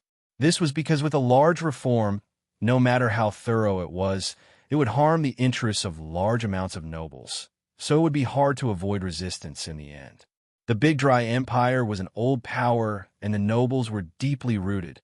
How could it be easy to deal with them? Meng Qingwu confidently said, "Let's divide the work. You'll be in charge of the Big Dry Emperor, and I'll be in charge of the Big Dry Empire. We'll use 2 months as the deadline. Whether we can succeed or not will depend on this time." Miracle commerce was very efficient. Otherwise, it wouldn't have been able to develop to its current scale in less than 4 years. However, Meng Qingwu wanted to move an empire that had been around for 10,000 years in just 2 months. This kind of task was not a normal kind of difficult. On the contrary, it was Chu Tian who felt it was easy to deal with the Big Dry Emperor alone. The young miss is filled with confidence. How could I not support her? The matter of Chu Tian and Meng Yingying's marriage was already known to the entire world, and the miracle continent was spread to every corner of the continent. Because of the limited number of miracle helmets, there weren't many people that could enter the miracle continent. Therefore, the most important thing was to make more helmets as soon as possible. The 6 powers that were authorized to make helmets had already made the production of helmets the most important strategic goal of their countries. They all invested more resources, increasing the production of helmets by 10 times. The nobles of the various countries, including these emperors. He spent most of his time in the miracle world every day, busy expanding his territory and exploring training strategies. Thus, he was completely unaware of certain things happening in the continent. He had even neglected the important news of Meng Qingwu, bringing a large group of people to the Deqian Empire. This was something that couldn't be helped. Who told the miracle continent to be too charming and challenging? Every person that had experienced it couldn't stop at all. The miracle continent did not just have strength for the emperors and nobles, it also had a large attraction for the lower-class families. This was because everyone's starting point was fair. Normal people could go through adventures and fortuitous encounters on the continent and surpass the famous emperors of the continent. Not only would they obtain a large sense of accomplishment, they could also obtain rich benefits from it. Chapter 643. The Big Dry Emperor was locked in the dungeon specially made for him by Miracle City. The 6 emperors had captured him alive with the help of the elven king Lancelot. But after the Big Dry Emperor was locked up in Miracle City, not to mention Chu Tian, not a single high-level member of Miracle Commerce or Miracle City appeared. They just left him hanging in the dungeon, like he wasn't an emperor of a generation, but rather a small character. The Big Dry Emperor's cultivation was suppressed by a large array. His hands, legs, waist, and neck were all shackled with runes. 2 barbs were pierced through his shoulders, completely sealing his spirit energy meridians. 7-8 heaven domain experts didn't move an inch, sitting in front of the dungeon without blinking. They guarded him 24 hours a day, so he had no hope of escaping at all. The Big Dry Emperor's current appearance was in a very sorry state. His long hair was scattered across his body, and he was only wearing a thin set of clothes. His body was covered in blood, and he was heavily injured. Although he had a heaven-shaking cultivation, he couldn't use it at all. Even standing up was an extravagant hope. What kind of great shame was this to an emperor? On this day, Chu Tian finally remembered the emperor that was locked up. Therefore, he decided to go to the dungeon to see him. After passing through the heavy guards of the dungeon, Chu Tian finally saw the imprisoned Big Dry Emperor. He saw that the Big Dry Emperor couldn't move at all. He was firmly suppressed by a large source energy array. Not to mention the Big Dry Emperor releasing his earth-shattering emperor might. Perhaps he didn't even have the strength to walk. The Big Dry Emperor also felt a figure walk in, and he looked up at the youth in front of him. He saw that the other side was very young, wearing a simple robe, with a helmet in his left hand and a fox on his right shoulder. Although he had never seen the other side before, the Big Dry Emperor could recognize who it was with a single glance. If looks could kill, it was unknown how many times Chu Tian had died. Chu Tian said with a shrug, "Your Majesty, please don't look at me with this kind of gaze. Actually, no one wanted things to develop to this point. Have you never reflected on yourself? You have to know that from start to finish, Miracle City has never taken the initiative to invade a single inch of the Big Dry Empire's territory. It was the Big Dry Empire that kept provoking us. So strictly speaking, for things to develop to this point, it is your Majesty's own fault." This was indeed correct. But to the Big Dry Emperor, How could he admit his mistakes? The Heaven Emperor laughed coldly, the chains around him trembling a few times. It was a pity that he no longer had the strength to struggle, only able to let out a low and hoarse voice like that of an owl. Have you specially come to humiliate me? Chu Tian revealed a faint smile. No, no, no. I specially made something for Sir Big Dry Emperor to calm down. The Dry Emperor tightly clenched his fists. Big Dry Emperor, what do you do? Big Emperor's Dry Emperor. Chu Tian gave the helmet in his hand to the person beside him. This is the spiritual helmet I specially made for Sir Big Dry Emperor. Emperor put Big Emperor to put. Chun Chun Moon Emperor, Chun Dry Emperor, Sun Chun is, and had Emperor Chun, son of. The prison guards were a few sages of death. These undead sages were sent by the Nether King from the Netherworld Sea to help Chu Tian. Not only were the undead sages knowledgeable, they were all in the Heaven Domain realm. Therefore, while they increased Miracle City's scholar strength, they also increased Miracle City's overall strength. A spectral, wise one brought the helmet over with invisible energy, slowly sending it into the prison before slowly placing it on the Big Dry Emperor's head.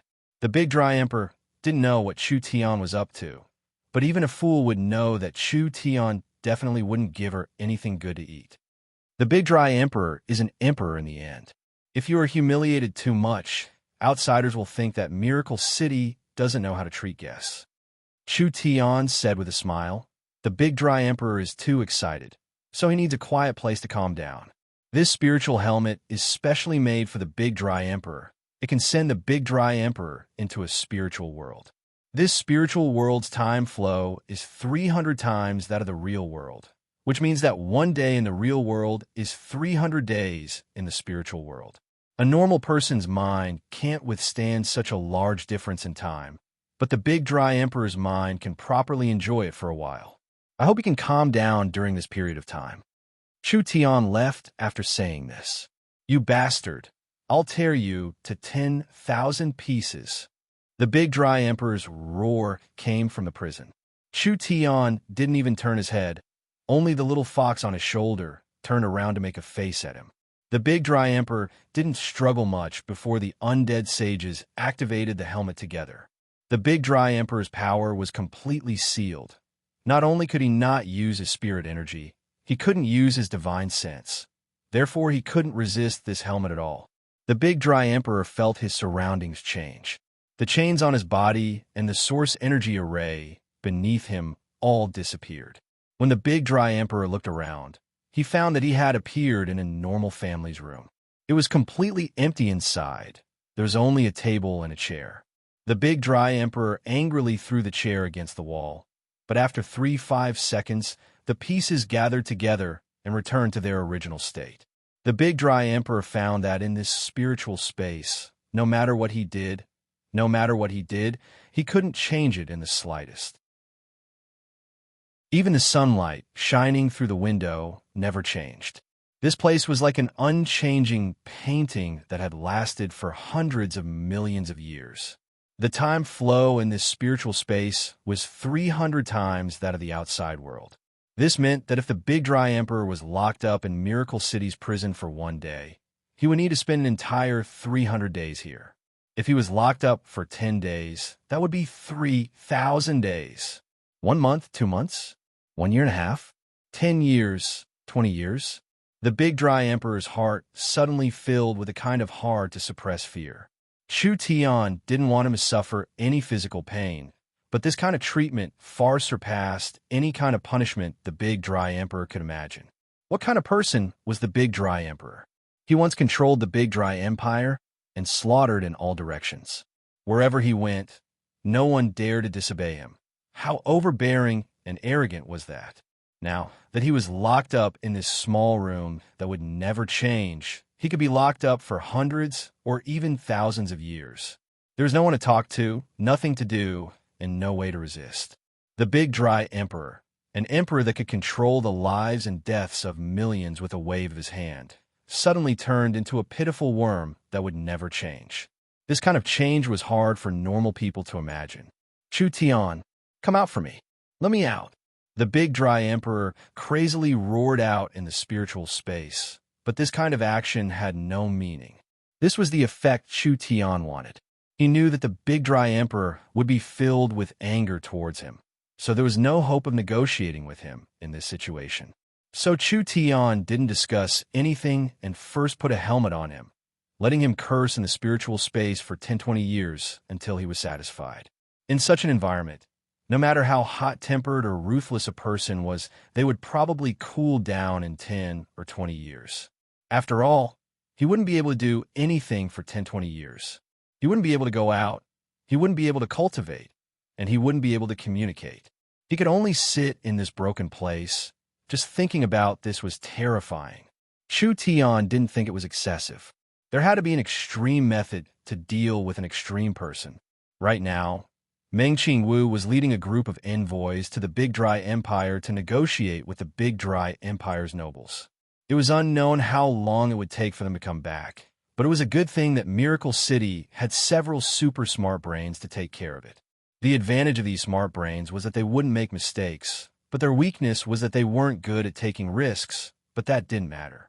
Miracle City was very stable right now, so they didn't need to take any risks. Now that Miracle City was no longer a threat, the biggest task was to increase Miracle City's technology investment and coordinate the progress of the various projects, especially the new transport towers, communication equipment, and the production of the Miracle helmets. In short, Miracle City had several dozen projects at the same time, so it was hard to coordinate the manpower, so it was best to leave everything to the smart brains. Chu Tian directly gave an order to the smart brain. "Zero, I need to order a batch of materials." Zero immediately replied, "I'm very happy to serve you. What materials does the city lord need?" Chu Tian directly listed out a large list of materials. There were over 20 kinds of immortal herbs, and he estimated that it would cost around 1 billion source stones. What kind of concept was 1 billion source stones? This was a large sum of money that normal kingdoms would find hard to gather, even if they sold their treasuries. Zero said, without any hesitation, "Send out requests through various channels." I asked Sir City Lord to wait for the good news. Chu Tian was very satisfied with this. Wasn't the company created for this goal? Each of these materials were scattered all over the continent. If there wasn't Miracle Commerce, the space warehouse, and the powerful communication system, even an emperor wouldn't be able to gather all these materials in just a few years. Moreover, the entire process would cost a large amount of money. Chu Tian casually gave his smart brain a list of materials. Now he could just sit and wait for the materials to be gathered. After Chu Tian finished these two matters, the little fox excitedly ran in front of Chu Tian. It was holding something in its claws as it waved its hands at Chu Tian. "This is the miracle helmet." Chu Tian found that the thing in the little fox's hands was actually a helmet that was smaller than a fist. When Chu Tian wasn't in Miracle City, the little fox actually ran to the laboratory and had the Miracle Commerce people make a custom helmet for it. This helmet was made for the little fox. "You also want to play on the Miracle Continent?" The little fox nodded. It put the helmet on its head and waved its claws at Chu Tian. Chu Tian was very curious about what the little fox would look like on the Miracle Continent.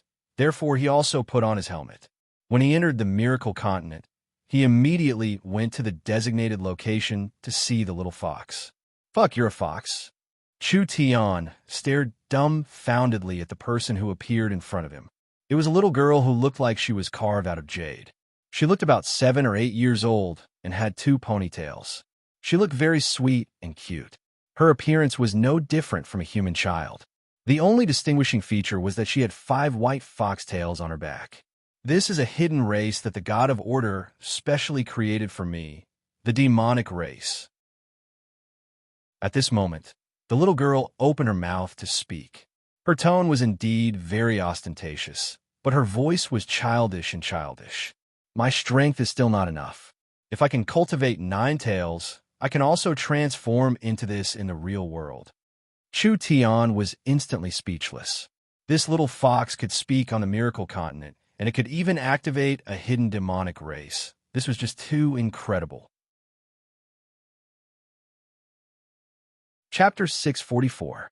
As soon as Chu Tian went online, the others felt it because the miracle helmet had a built-in friend function. As long as they added each other's spiritual address book, when the person in the spiritual address book logged onto the miracle continent, the other people on the miracle continent would receive a notification. Meng Yingying quickly called Chu Tian over to gather with them. "You the little fox? Wah, too cute. Quickly come over and let elder sister pinch your face." When everyone learned that the little monster girl was the little fox, they were all stunned, so they all came over to be intimate with her. After all, if one didn't know the little fox's nature, just based on her innocent and cute appearance, it was enough to kill both men and women, making people have a good impression of her. The little fox was filled with pride, not feeling any shame at all. She was also very happy right now. After all, if she relied on normal cultivation to evolve, it would take a long time for her to reach the 9-tailed monster fox level. Now that she had the ability to transform because of the miracle helmet, this was naturally a very good thing. "Where are you preparing to go?" Young miss, why are you here?" Chu Tian was very surprised to find that other than Yingying, Nangong, Vivian, Feng Kaidai, Jin Luo, Yin Xiao, Yin Yao, and several other emperors, there was a large group of people gathered here. Most of the Forest Alliance's high-level members were here, as well as various kings and nobles. There was also a very familiar figure among them. Young Miss Meng Qingwu? Didn't the young miss secretly run off to the Big Dry Empire? Chu Tian understood after thinking about it. The Big Dry Empire didn't have a transport tower, so if the young miss wanted to go to the Big Dry Empire, she could only take the air transportation. This trip would take 2-3 days. The young miss had nothing to do, so couldn't she just put on a helmet and play with everyone? Like this, she would appear in front of these people all day, and no one would guess that the young miss was heading to the Big Dry Empire, achieving her goal of deceiving everyone. The young miss really was very cunning. "Boss, you," and the little fox came at the right time. The orc Nangong Yun slapped the table and said, "Everyone has discovered a dog headman village outside the city. We have failed several times before. Tonight, everyone has gathered several thousand people. Everyone is determined to take this village, so you should come and help." Chu Tian had nothing to do, so he nodded. "I'll play with you guys." The Miracle Continent was rich in entertainment, adding all kinds of challenging content. It mainly included competitions between people, trials, and adventures in the wild. Apart from hunting monsters in the wild, the most important and interesting setting was to conquer a town. Every city on the Miracle Continent other than the Sacred City could be attacked. Whoever could take a city in battle would have the right to use it, which had a very high value. After all, every town and village had their own teleportation towers, warehouses, and other related facilities. Just a single teleportation tower was enough to provide tempting benefits. For example, the Kobold village that they had just discovered was actually a small town that was half a day's journey from the Holy City. If they didn't conquer this Kobold village, then they would have to travel for half a day's journey every time they wanted to go further. However, once the Kobold village was conquered, they would be able to directly teleport from the Holy City to the Kobold village, and then set off from there. Wouldn't that save a lot of time? If anyone could occupy this town, they would immediately obtain large benefits. Also, attacking this kind of place had very tempting spoils of war. Therefore, anyone with a bit of ambition wouldn't let go of this kind of good chance. An entire 3,000 people participated in the battle. There were people from Miracle Commerce, people from the Forest Alliance, people from the various empires, as well as other kings and nobles among the 3,000 people. When these people saw that Miracle Commerce's Chu Tian had come to join in on the fun, everyone was very shocked. Your Miracle Commerce already has a sacred city. Could it be that they didn't think it was enough? They actually came to steal this kind of place. But this also showed the fairness of Miracle Commerce. Even if Miracle Commerce wanted to obtain a small town, they still had to fight for it. It could be seen that these advantages were the same for everyone. There wouldn't be any bias. The Kobold village was already in front of them. According to the reports, the Kobold village had over 10,000 kobolds, with cultivations between the 3rd and 6th body refinement layers. This was still quite difficult for everyone at this stage. because no matter how good their luck was, they could only reach the third body refinement layer at most. But it didn't matter. The body refinement realm was a basic realm, so the difference in strength wasn't that big. These people were all in the true spirit realm in the real world, and there were quite a few experts in the peak of the heaven domain realm. Even if they fell to the body refinement realm, it wasn't hard for them to use techniques to offset 3-4 layers of cultivation. Not to mention that these people were rich, spending source stones to buy weapons like crossbows. They wouldn't care about these weapons in the real world, but in this place, in front of people in the body refinement realm, these weapons were very valuable. Prepare to attack. Although there were 3-4 thousand people participating in the battle, there were at least 10 different powers that didn't see eye to eye with each other. After all, they were now competitors. People didn't wait for more people to arrive before they couldn't help moving. The race the Burning Heaven Emperor chose was a stone human race. He waved his stone arm as he commanded, "Quickly, quickly!" It was like he was afraid someone would steal it if he was a step late. Several hundred warriors immediately charged forward. Although the Miracle Continent tried to be as fair as possible, it was impossible to be 100% fair. Real-world source stones could be used on the Miracle Continent to create characters, revive, and run businesses, but they couldn't be used to buy herbs or secret manuals. Even if it was a transaction between people, there were still attacks. But this didn't stop these Emperor-level characters. Which one of them didn't control an area in the real world, controlling billions of people? Was it possible for them to start at the same starting line as normal people? They directly gave the most elite guards a helmet, and these people would be able to help them fight from the start. Although they couldn't sell herbs, they could still buy support items like this crossbow. Because of the large value of the current stage, the price of the crossbow was very high. But how could the other Emperor-level characters care about this bit of source stones? They directly bought large amounts of crossbows to hunt monsters. Although there was a tax restriction on the transaction, this didn't affect the Emperor-level characters. They could obtain various pills and secret manuals from their subordinates. With these resources, how could the Emperor's growth be slower than others? The troops the Burning Heaven Emperor brought were all local elites. They never thought that after coming to the Miracle Continent for a few days, they would be reprimanded like they were worthless. Now, they could only slaughter in all directions to restore their image. The Doghead Men's village looked very simple. Just as the name implied, the Kobold village was built on a mountain, which increased the difficulty of attacking it to a certain extent. The Burning Heaven Emperor was eager to gain merit.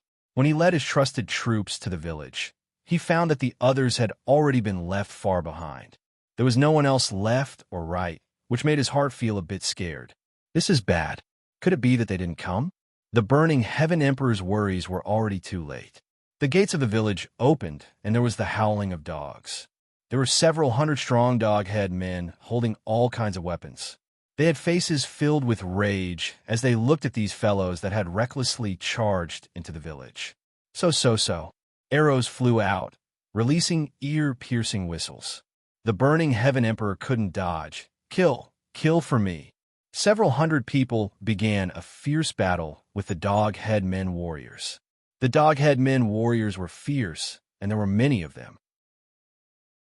Under the wild barrage of arrows from both sides, the Burning Heaven Emperor's people fell one after another. The Burning Heaven Emperor angrily roared out and wanted to personally attack, but 7-8 arrows landed on his body, and this respected Great Earth Emperor was turned into a porcupine. Damn, you fellows! You actually sent this emperor to his death. The Burning Heaven Emperor angrily roared. He helplessly turned into light and disappeared. The Burning Heaven Emperor had already been killed. He could choose to revive in 7 days, or he could choose to pay source stones to revive. Who told this fellow to be so stupid? The Wind Moon Empress saw the Burning Heaven Emperor being killed in front of her and said in a mocking tone, "You're looking for death and you're blaming us. Truly an idiot." However, according to the Burning Heaven Emperor's probing, everyone discovered that the kobolds were stronger than they had imagined. They immediately began to adjust their strategy. In this situation, it was clearly not the time to be distracted by internal strife. Based on the number of people who had come to attack, if they wanted to successfully seize the stronghold, they would have to work together. Have the people that cultivate defensive cultivation techniques come out. These dog headmen archers have very strong archery skills. We have to form a defensive line to block the arrows, otherwise it will be hard to charge into the village. All of the major factions gathered together, the people who had cultivated defensive secret arts, and had these people stand at the front to defend against the kobolds' attacks. The others would follow closely behind and attack the kobold stronghold. The Sacred City Army and the Doghead Men Army clashed again, and people began to fight in front of the village. Finally, there was a loud explosion. The village's gate was successfully broken through. Everyone killed their way from the entrance to the center of the village. Although the Doghead Men weren't weak in numbers and battle strength, they didn't have any intelligence, so they couldn't fight properly. The warriors from the Sacred City were all famous experts in the real world. Although they were very weak, their battle awareness was still there, so they quickly gained the advantage and forced the Doghead Men to retreat. 2 hours later, there were less than 1,000 Doghead Men left. Just when everyone thought that they could win, something unexpected happened. From the large tent in the center of the Doghead Men village, a black-furred Doghead Man suddenly charged out. It held 2 blades as it charged at the crowd like a windmill. Instantly, there was a flash of light in the crowd. It was simply like a bulldozer. More than a dozen people were killed. The Wind Moon Empress angrily shouted, "What are you doing?" "Hey, that miracle commerce person over there. This fellow is clearly in the body refinement realm. How could his battle strength reach the awakened soul realm? How did you plan this?" "That's right. Preposterous." The Wild Beast Empire's Wild Beast Emperor was also very dissatisfied. "Your plan is not reasonable at all. You clearly knew this would happen, but you didn't even give us a warning. Everyone has misunderstood. This Dogheadman leader is the leader monster of an area. In our design, the leader monster is several times stronger than normal monsters, so it is normal for it to have this kind of battle strength." Meng Qingwu explained while dodging. "As for the design of the scene, that is even more unfair to us. The Miracle Continent has over 600 large cities and tens of thousands of small villages. There are also all kinds of wild terrain, thousands of trial scenes, and hundreds of millions of monsters. If every detail was designed by our company's employees, we wouldn't be able to create the Miracle Continent in 100 years. Chu Tian added, "The Miracle Continent is created by the combination of many super smart brains. We only gave them the general situation, the basic laws, and the main cities, so as for the details of the continent, even the people involved don't understand it. So it was like this." "What are you saying this for now?" Nangong Yun raised her mace as she charged at the Dogheadman leader. "Let's get rid of him first." Chapter 645. The Dogheadman leader sent Nangong Yun's mace flying with a blade. With another slash, Nangong Yun disappeared without a trace. Nangong. Vivian was a flower fairy now, so her small body was very nimble. She immediately circled around the Dogheadmen's body, trying to restrain them. She never thought that the Dogheadmen would give a loud roar and Vivian's mind would shake. It was like she had been attacked on a spiritual level and she fainted on the spot. Shwa. A wave passed. Vivian had also been resurrected. Meng Yingying was shocked. Even Vivian had been killed. Go, go, go. Everyone go. These large characters that could summon the wind and rain in the real world all charged forward. In the end, the Dogheadman leader did not have any problems even after being hit by several dozen arrows. Rather, it raised its 2 blades and wildly chopped down, killing over 100 people. The Wind Moon Empress cried out in alarm as she was hacked to death. Eunice, Lancelot, and these real-world experts could not even take a single blow from the Dogheadman leader. They were all sent to heaven in a single move. "Don't retreat, we won't really die anyways. We have to exhaust him to death. Whoever can kill the Dogheadman leader, this village will belong to that person." The Dogheadman leader's vitality was very strong. Even when facing everyone's attacks, he did not fall into a disadvantage at all. The 2 giant blades were raised, and an incomparably fierce blade, Chi Storm, appeared. "Fuck! Chu Tian, the Meng Yingying sisters, Yun Xiao, Yin Yao, Feng Kai Dai, and the others were all within the range of the blade Qi. When the crisscrossing white blade Qi swept over, they did not even have a chance to dodge. They were all covered by it, and finally turned into white light that disappeared. Damn! The Miracle Commerce Group had all been killed. It was destined that they would not be able to obtain this village. Miracle Commerce's own people were this miserable, so it could be seen that they did not know anything about this. The Doghead Men leader's spirit energy seemed to be endless. As his injuries became heavier, his attacks became fiercer and fiercer. Every time he sent out a blade Qi, it would kill a group of people. But no matter how strong the Doghead Men leader was, he had no way of defending against this endless encirclement. Finally, there was an anguished wail. The kobold leader finally fell to the ground. Its corpse dropped a large number of spoils of war, including the 2 cookery blades he used, a large number of pills, materials, and so on. Everyone knew that this was the Kobold Stronghold's Lord's Medallion. Quick, grab it!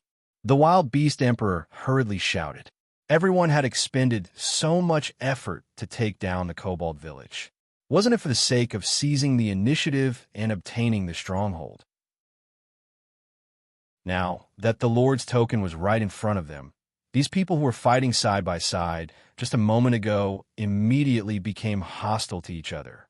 In the end, they killed each other to snatch the token. The Wild Beast Emperor directly threatened, "Who dares to fight with this emperor? This emperor will destroy his country." For a token, they actually threatened to destroy their country. This fellow was really hopeless. These people didn't care about him at all. Since everyone had come to the Miracle Continent, they had changed their faces and even their races, so how could the Wild Beast Emperor know their true race and country? Not to mention that the continent was so big and everyone was in different areas. Even if you were an empire, how could it be easy to destroy a country? While everyone was fighting for the token, no one noticed that from a gap between everyone, a little snow-white fox suddenly came out. She quickly jumped in front of the token and used her mouth to grab the token, immediately escaping from the crowd. The Lord's token had to be held for a period of time before it could take effect. Whoever obtained the Lord's token would become everyone's target. After the little fox obtained the Lord's token, she suddenly disappeared. The little fox was a member of the demonic race, so her innate talent did not disappear on the Miracle Continent. Relying on her teleportation ability, she left everyone behind. After around a quarter of an hour, there was a golden light that fell from the sky onto the little fox. The first lord of the Kobold Stronghold was born. Everyone's lungs were about to explode from anger seeing this. Everyone had spent a large amount of time and energy, but it was finally taken away by the unknown little fox.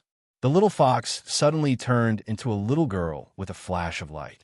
Her eyes turned into crescent moons from smiling, and her 2 little hands held the large token.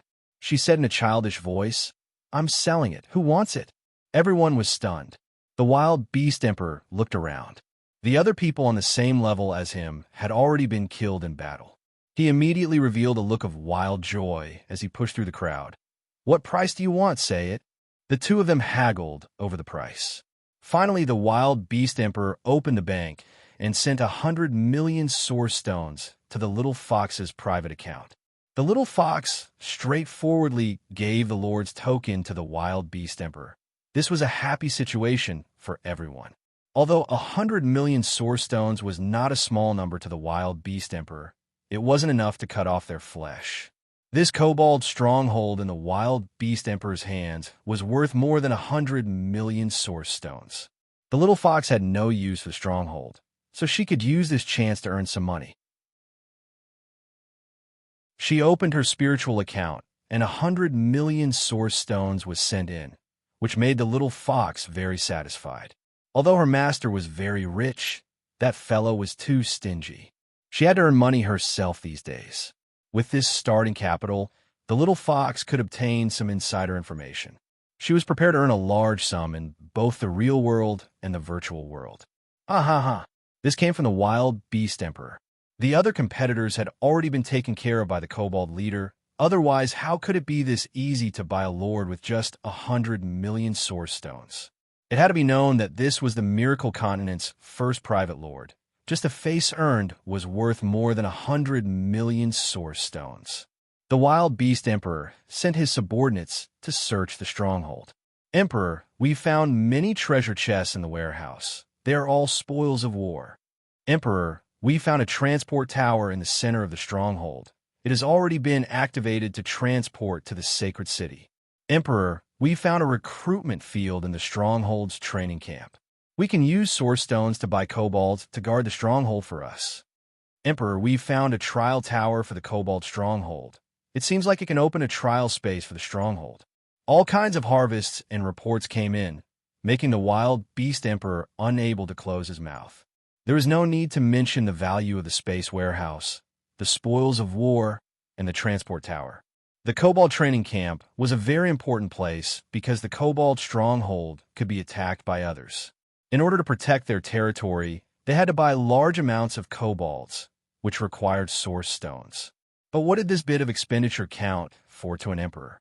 The last pleasant surprise was the kobold trial field. Although the wild beast emperor was a spirit beast, since he could become an emperor, he definitely wasn't stupid. He had already realized what decided the value of a stronghold. First was the location. For example, a town's location was very good, and there were very precious hunting grounds or resource fields around it. Or perhaps this town was at the edge of the current exploration area, so if one wanted to explore further, they had to go through this place. Then this town would have a very high value. The kobold stronghold was half a day's journey from a sacred city. It was without a doubt the furthest place.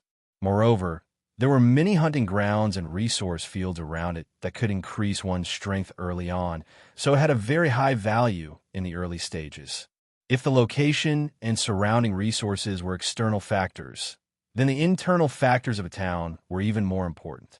If a city had a complete set of facilities like a space warehouse, arena, trial field, business street, tavern, theater, real estate, and etc., then this city would easily attract people to settle down, so it would naturally have value. The kobold stronghold was just a trivial stronghold. Of course, it wasn't this complete, but it had a special trial field. The name of this exclusive training field was Kobold's Herb Garden. The materials used to produce it included low-grade yuan essence grass and low-grade life grass. In the real world, everyone knew that yuan essence grass was a recovery herb, and everyone knew that life grass was a healing herb. Now that the Miracle Continent had just been opened, this kind of resource was in short supply. Countless people would come to the Kobold Stronghold to challenge the trial field and obtain large amounts of herbs. Whether it was for personal use or to sell, it was very valuable. Whether it was using the legends of the Kobold Stronghold or challenging the trial field of the Kobold Stronghold, it was very valuable. The Wild Beast Emperor had picked up a large bargain this time. After the Wind Moon Emperor and the Burning Heaven Emperor learned of the situation, they were seething with anger. They never would have thought that this barbarian would pick up such a large bargain. But they were not discouraged. Wasn't it just a broken stronghold? There are many places like this around the sacred city. They had to find one and occupy it. This was not just a fight for benefits. This was a fight for face between the emperors. The Wind Moon Emperor gave an order to the domestic helmet production department. From now on, when the helmets were produced, they would buy 20% of them internally. She now realized that selling all the helmets was a mistake. She should have prepared an army to compete in the virtual world. If she had done this before, she wouldn't have lost to anyone. The other emperors all followed suit. In short, the Miracle Continent had only been open for a few days, and these people were already like a raging fire, playing very intensely. Other than the intense competition for territories and resources, the Miracle Continent's academies were also preparing to open. Other than that, the spiritual library, spiritual research facility, arena, and etc., they were all being used. The charm of the Miracle Continent was quickly blossoming. I'm about to reach the Big Dry Empire. Meng Qingwu received a message from the real world. Now, my diplomatic group will begin working in the Big Dry Empire. How is it going on your side? Chu Tian revealed a smile. I've already finished half of it. I don't need to worry about my side at all. All right, then I'm assured. Meng Qingwu bid farewell to everyone after saying this. She took off her helmet and prepared to work. Chapter 646. Night fell on the miracle continent, and the sacred city became even more bustling. The sacred city's Miracle Grand Hotel became a popular place for people to spend their money. The miracle continent was very similar to the real world, but it wasn't the same as the real world. For example, the miracle continent made people feel hungry just like the real world. But there was a difference between an illusion and reality. In the real world, if one didn't eat for a long time and couldn't replenish their energy, even the strongest cultivator would find it hard to endure it, dying in the end. Even if people felt hungry on the miracle continent, it wouldn't directly kill them.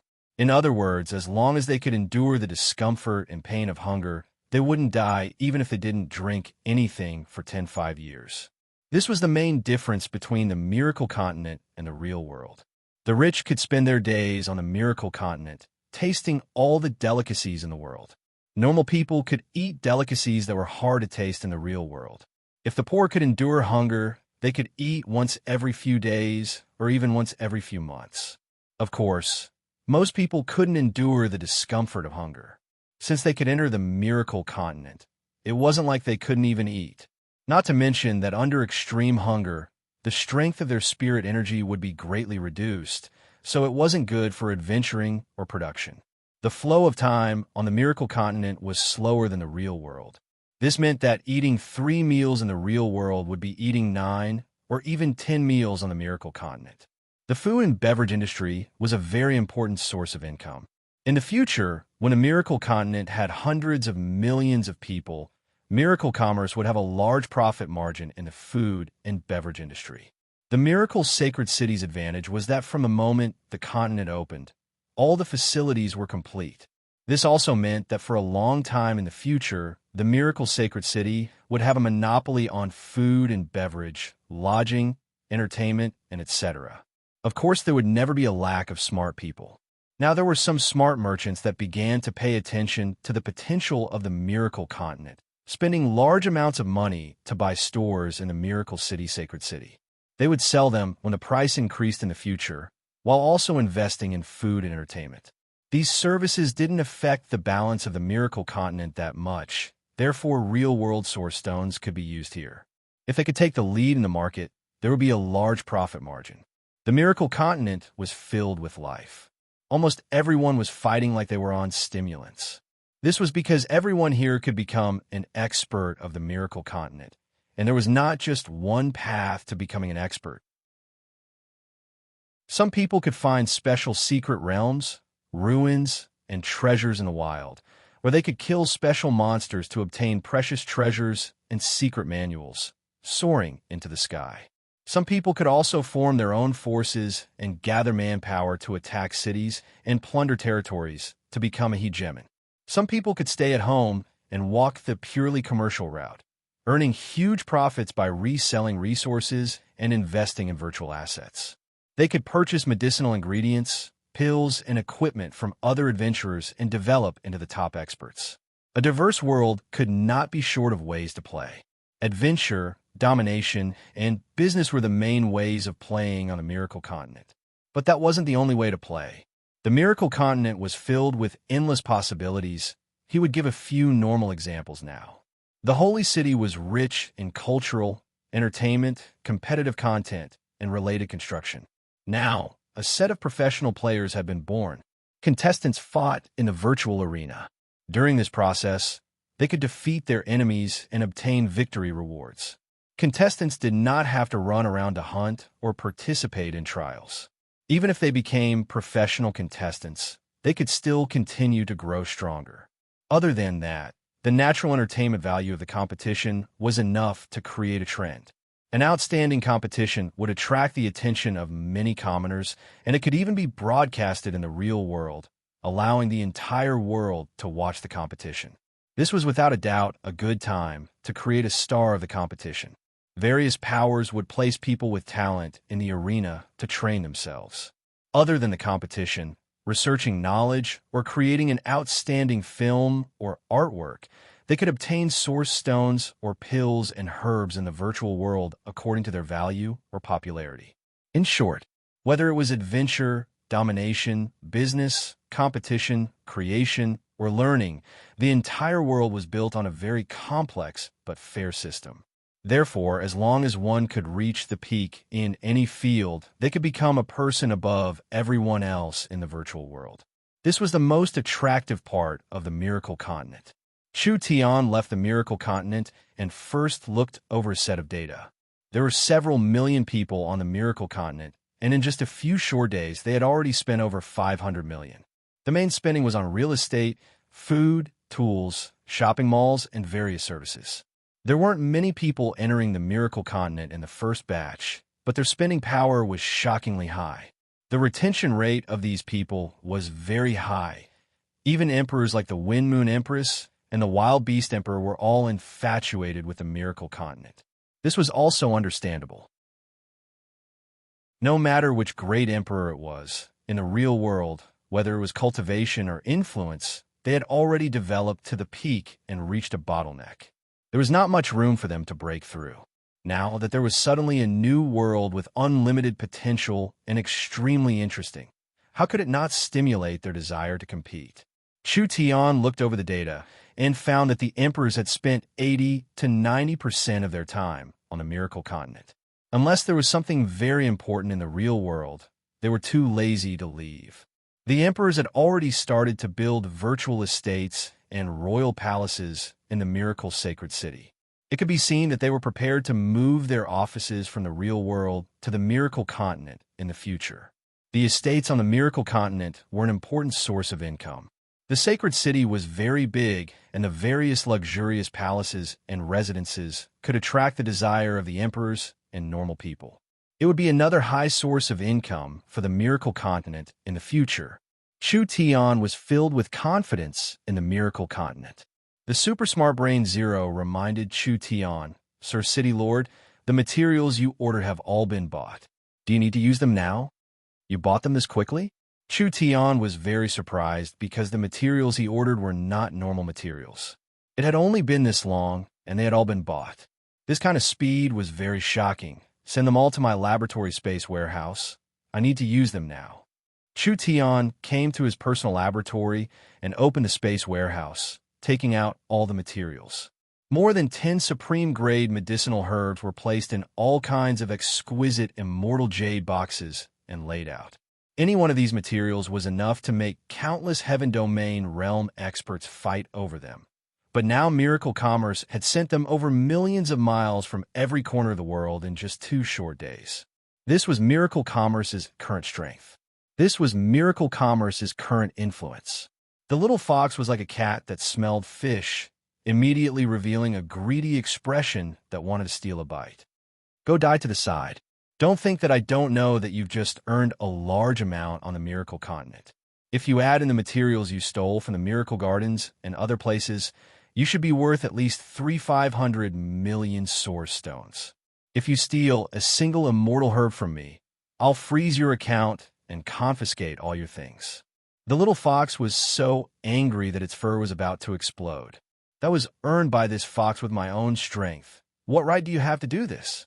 Even if I steal things from the garden and the warehouse, it was stolen by this fox with my own strength. Chu Tian waved his hand at the indignant fox and said, all right, I'm going to refine pills. This alchemy is very important, so go play on the side and don't disturb me."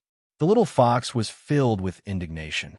This fox had gone through life and death with you for so long. You actually didn't give this fox any face. The little fox directly left in a fit of anger. Now that the little fox had tasted the sweetness, she was prepared to take a stroll in Miracle City. Wasn't it easy to earn money with one's own strength? The little fox decided to personally start a business on the Miracle Continent. Chu Tian sent the little fox away, and he began to gather his spiritual energy and divine sense. With a gentle wave of his left hand, the ancient bronze cauldron floated into the air. Chu Tian infused his divine sense into the ancient cauldron and saw the source energy array lines on it light up. Chu Tian raised his hands high up, and with a loud roar, spirit energy surged out of his body. The auxiliary refining equipment in the laboratory also released spirit energy. Several kinds of energy were released at the same time. The ancient cauldron's source energy alchemy array began to show its effects. Chu Tian's personal strength was not weak, and Miracle City's laboratory could provide an endless supply of pure spirit energy. This spirit energy was directly extracted from source stones, so it was as pure as a human's. Chu Tian's spirit energy was mainly used as a guide in this process. The divine herb from the moon god's palace was taken out. A small piece was taken out, and he placed it into the cauldron to be refined. After 7 days and 7 nights, the cauldron released a dazzling glow. A pill was born from it. It was like the rising sun, giving off a dazzling light. Chu Tian did not waste any time. It was hard to find a material to seal this pill, even in Miracle City, and if it was left here for too long, the medicinal energy would be lost. Even if a little bit of this divine pill was lost, it would be a large loss. Chu Tian picked up the pill and swallowed it. Then, he sat cross-legged and started cultivating. The vast spiritual energy in his body flowed like a sea. He had been stuck in the first heaven domain layer for a long time, and Chu Tian hadn't made no progress in this period of time. Miracle Commerce had such a strong advantage in resources and production, so each high-level member of the company ate pills as snacks. Chu Tian was not an exception. He had to swallow an immortal pill every day to increase his cultivation. Accumulating like this without immediately breaking through made the foundation in Chu Tian's body become more and more solid. This elixir had undoubtedly detonated the sea of elemental energy in his body.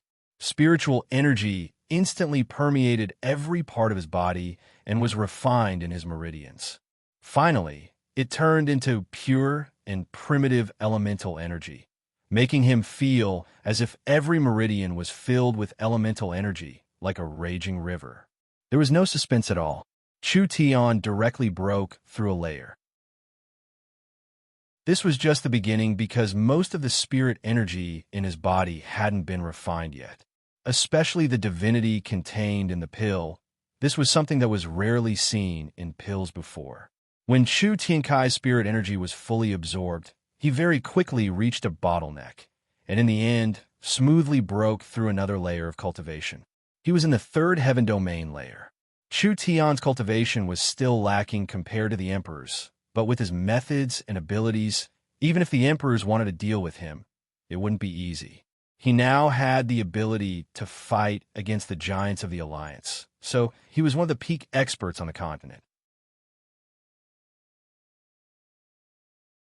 Chapter 647. Chu Tian spent an entire 10 days to break through, and then spent another 10 days to consolidate his cultivation. After he finished, Chu Tian wasn't in a rush to leave the laboratory. He stayed in the laboratory for a while, and no one knew what he was doing during this time. When Chu Tian finally came out of the laboratory, it was because of Meng Qingwu contacting him. Meng Qingwu had contacted Chu Tian. The Big Dry Empire's work had already made a breakthrough. It can't be this fast. Chu Tian knew that the young Miss Efficiency wasn't low, but it had only been a month. How could she have made this kind of breakthrough? Normally speaking, a month wasn't enough to walk through the entire Big Dry Empire. Chu Tian communicated with the young miss in order to understand the situation. Meng Qingwu described the entire matter in detail in the spiritual space. Meng Qingwu wasn't going to the Qian Empire alone. Instead, she was leading a team of a few hundred diplomatic officials. Meng Qingwu didn't need to go through the trouble of running all over the Qian Empire. Her job was mainly to oversee the central government and make arrangements. Most of the actual operations were done by her subordinates.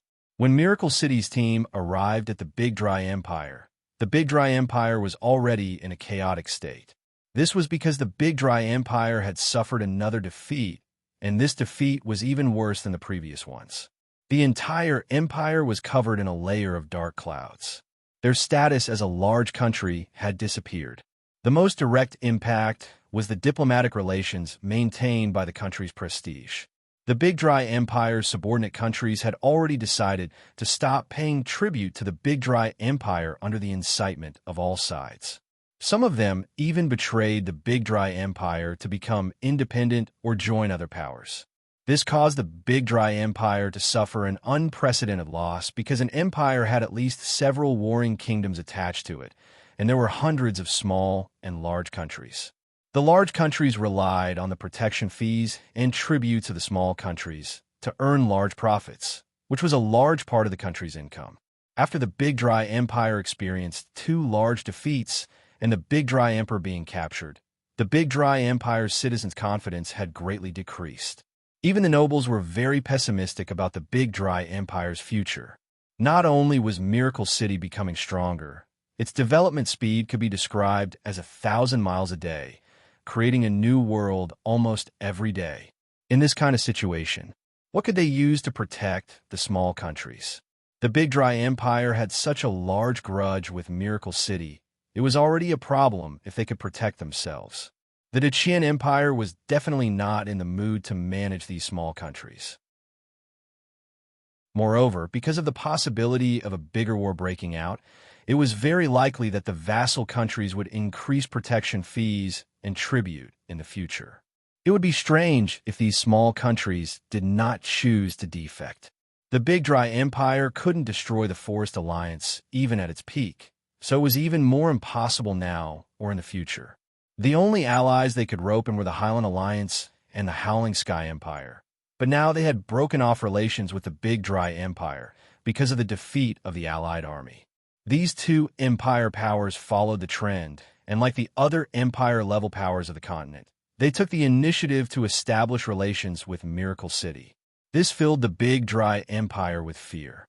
Now among the empire-level powers of the continent, other than a few secluded existences that had secluded themselves for thousands of years, as long as they weren't a part of the secular world, they were all working with Miracle City.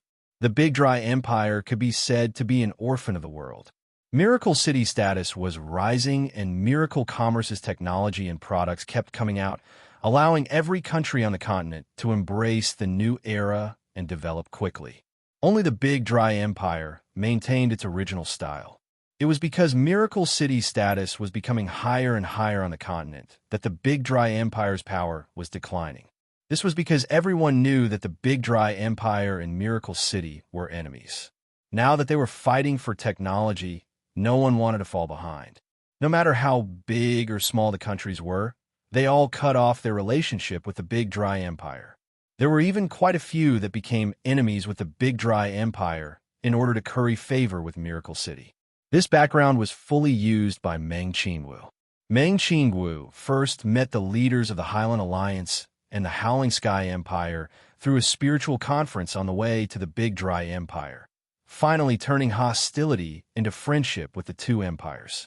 Miracle Commerce would use very generous conditions to build transport, logistics, and communication systems for the two empires. The two empires would use the conditions to put pressure on the Big Dry Empire. Miracle City not only had the support of the six empires now, even the Highland Alliance and the Howling Sky Empire were standing on Miracle City's side. From the Western continent to the Central continent, Miracle City didn't have any power that could oppose them. The surrounding countries rebelling against the Big Dry Empire was actually related to Meng Qingwu's actions behind the scenes. The emperor was captured, the subordinate countries rebelled, and there were internal and external troubles. They were in imminent danger.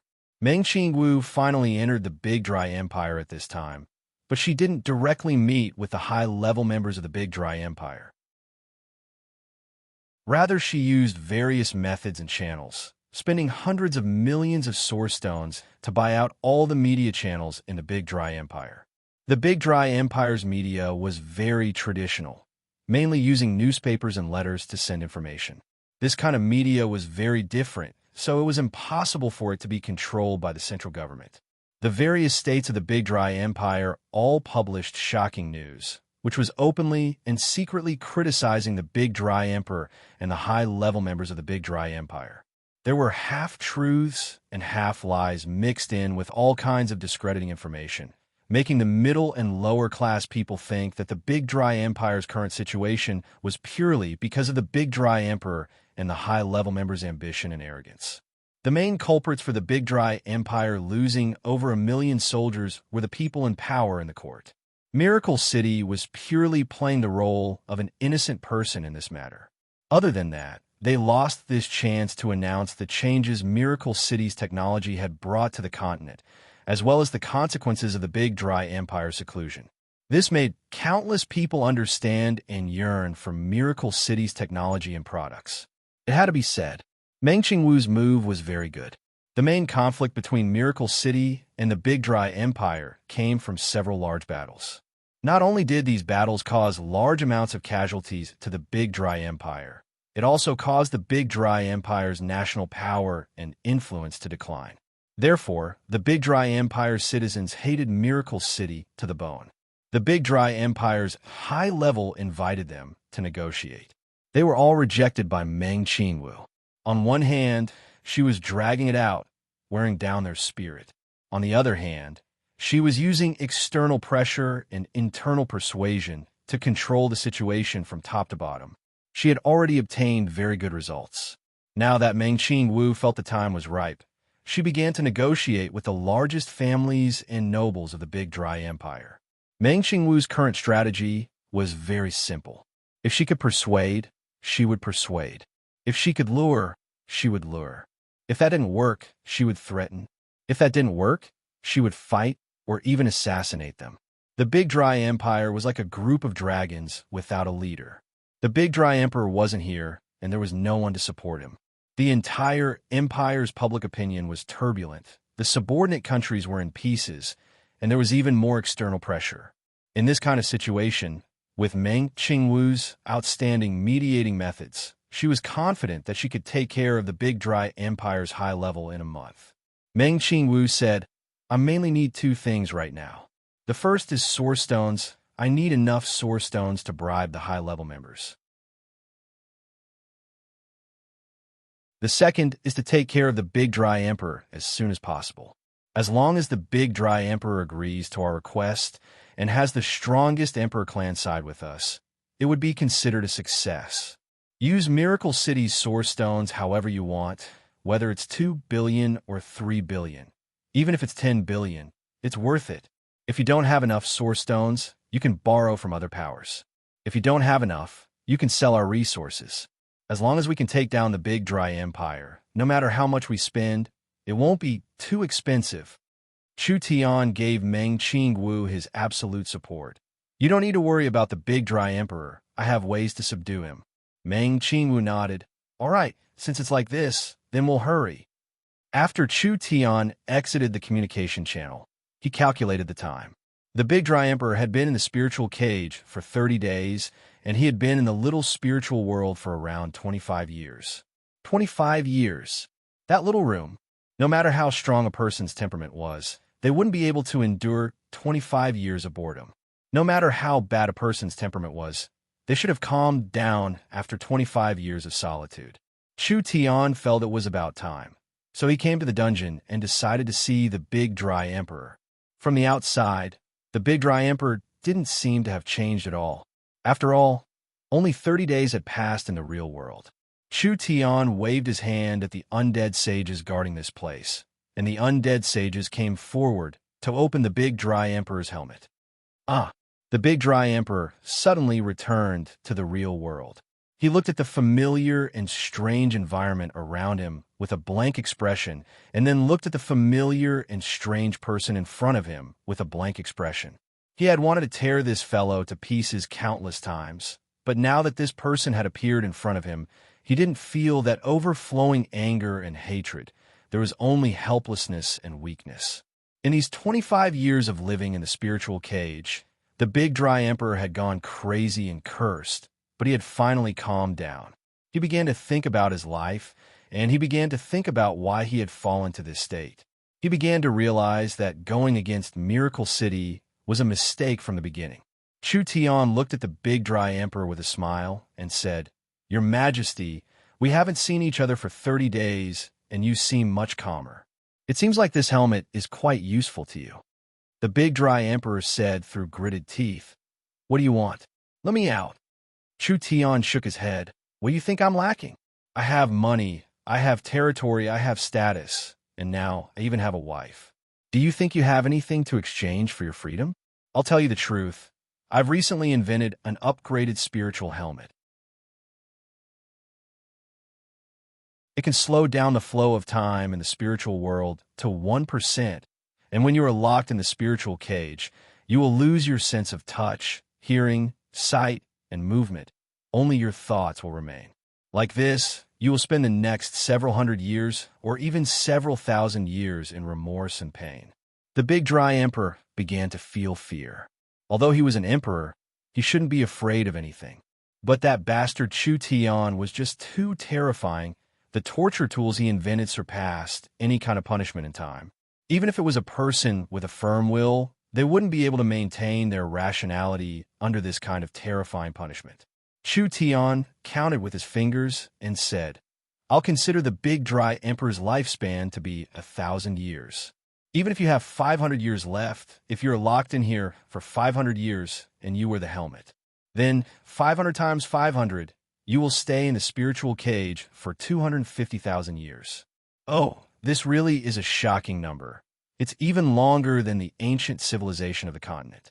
I think it's enough for you to see through all the mysteries of life from ancient times to now. Stop. The big dry emperor lowered his proud head like a blade of grass hit by frost. What do you want? Just say it. Chu Tian said with a smile. I don't understand the big dry emperor's meaning. The big dry emperor weakly said, I'll agree to whatever request you have, in exchange for my freedom. Chu Tian thought about it and said, This is what the big dry emperor said, so I won't be polite. I want to cooperate with your country. More accurately, it's a fusion. He explained the Federation's plan to the big dry emperor. After the Federation is formed, you can still sit on the throne of the emperor, possessing most of the administrative power and a small part of the military. But most of the administrative power and the military will be controlled by Miracle City. Only like this can we unite and create an unrivaled giant that can dominate the continent. The big dry emperor's expression changed. He already knew that Chu Tian's conditions wouldn't be simple. He was even prepared to hand over the entire big dry empire's treasury in exchange for his freedom.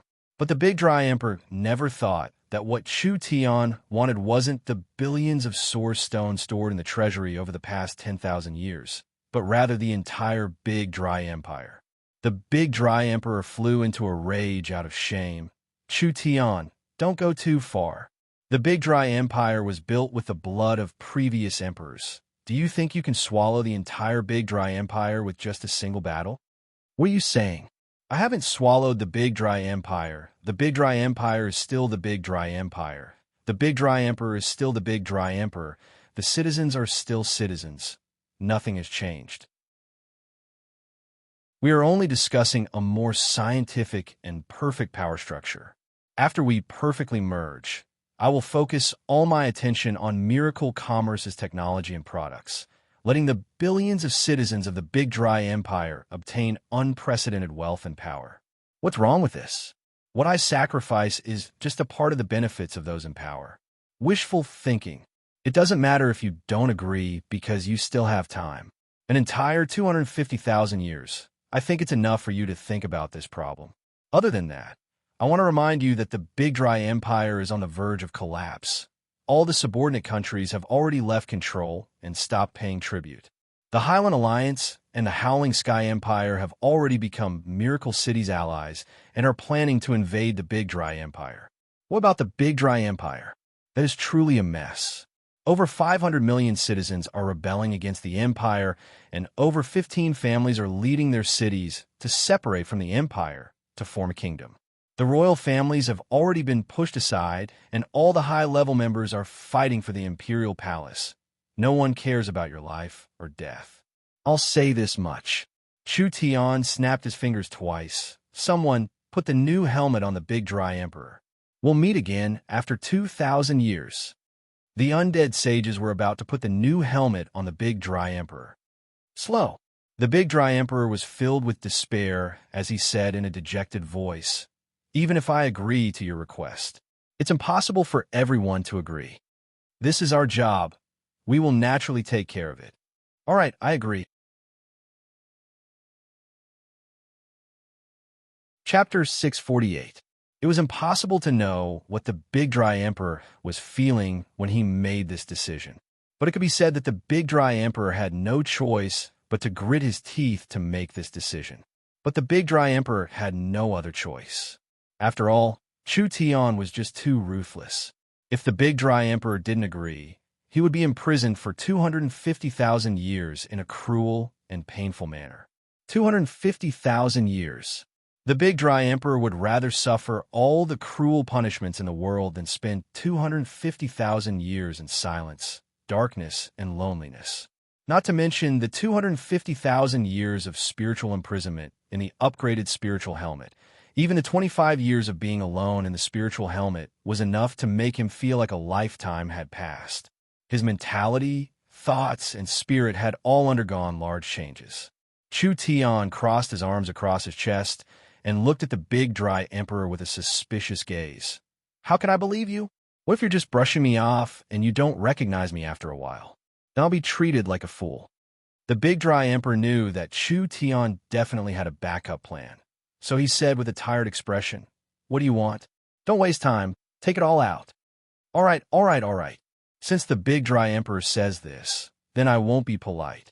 Chu Tian took out several pills and added a spiritual contract. These pills are all thought-sensing poisons.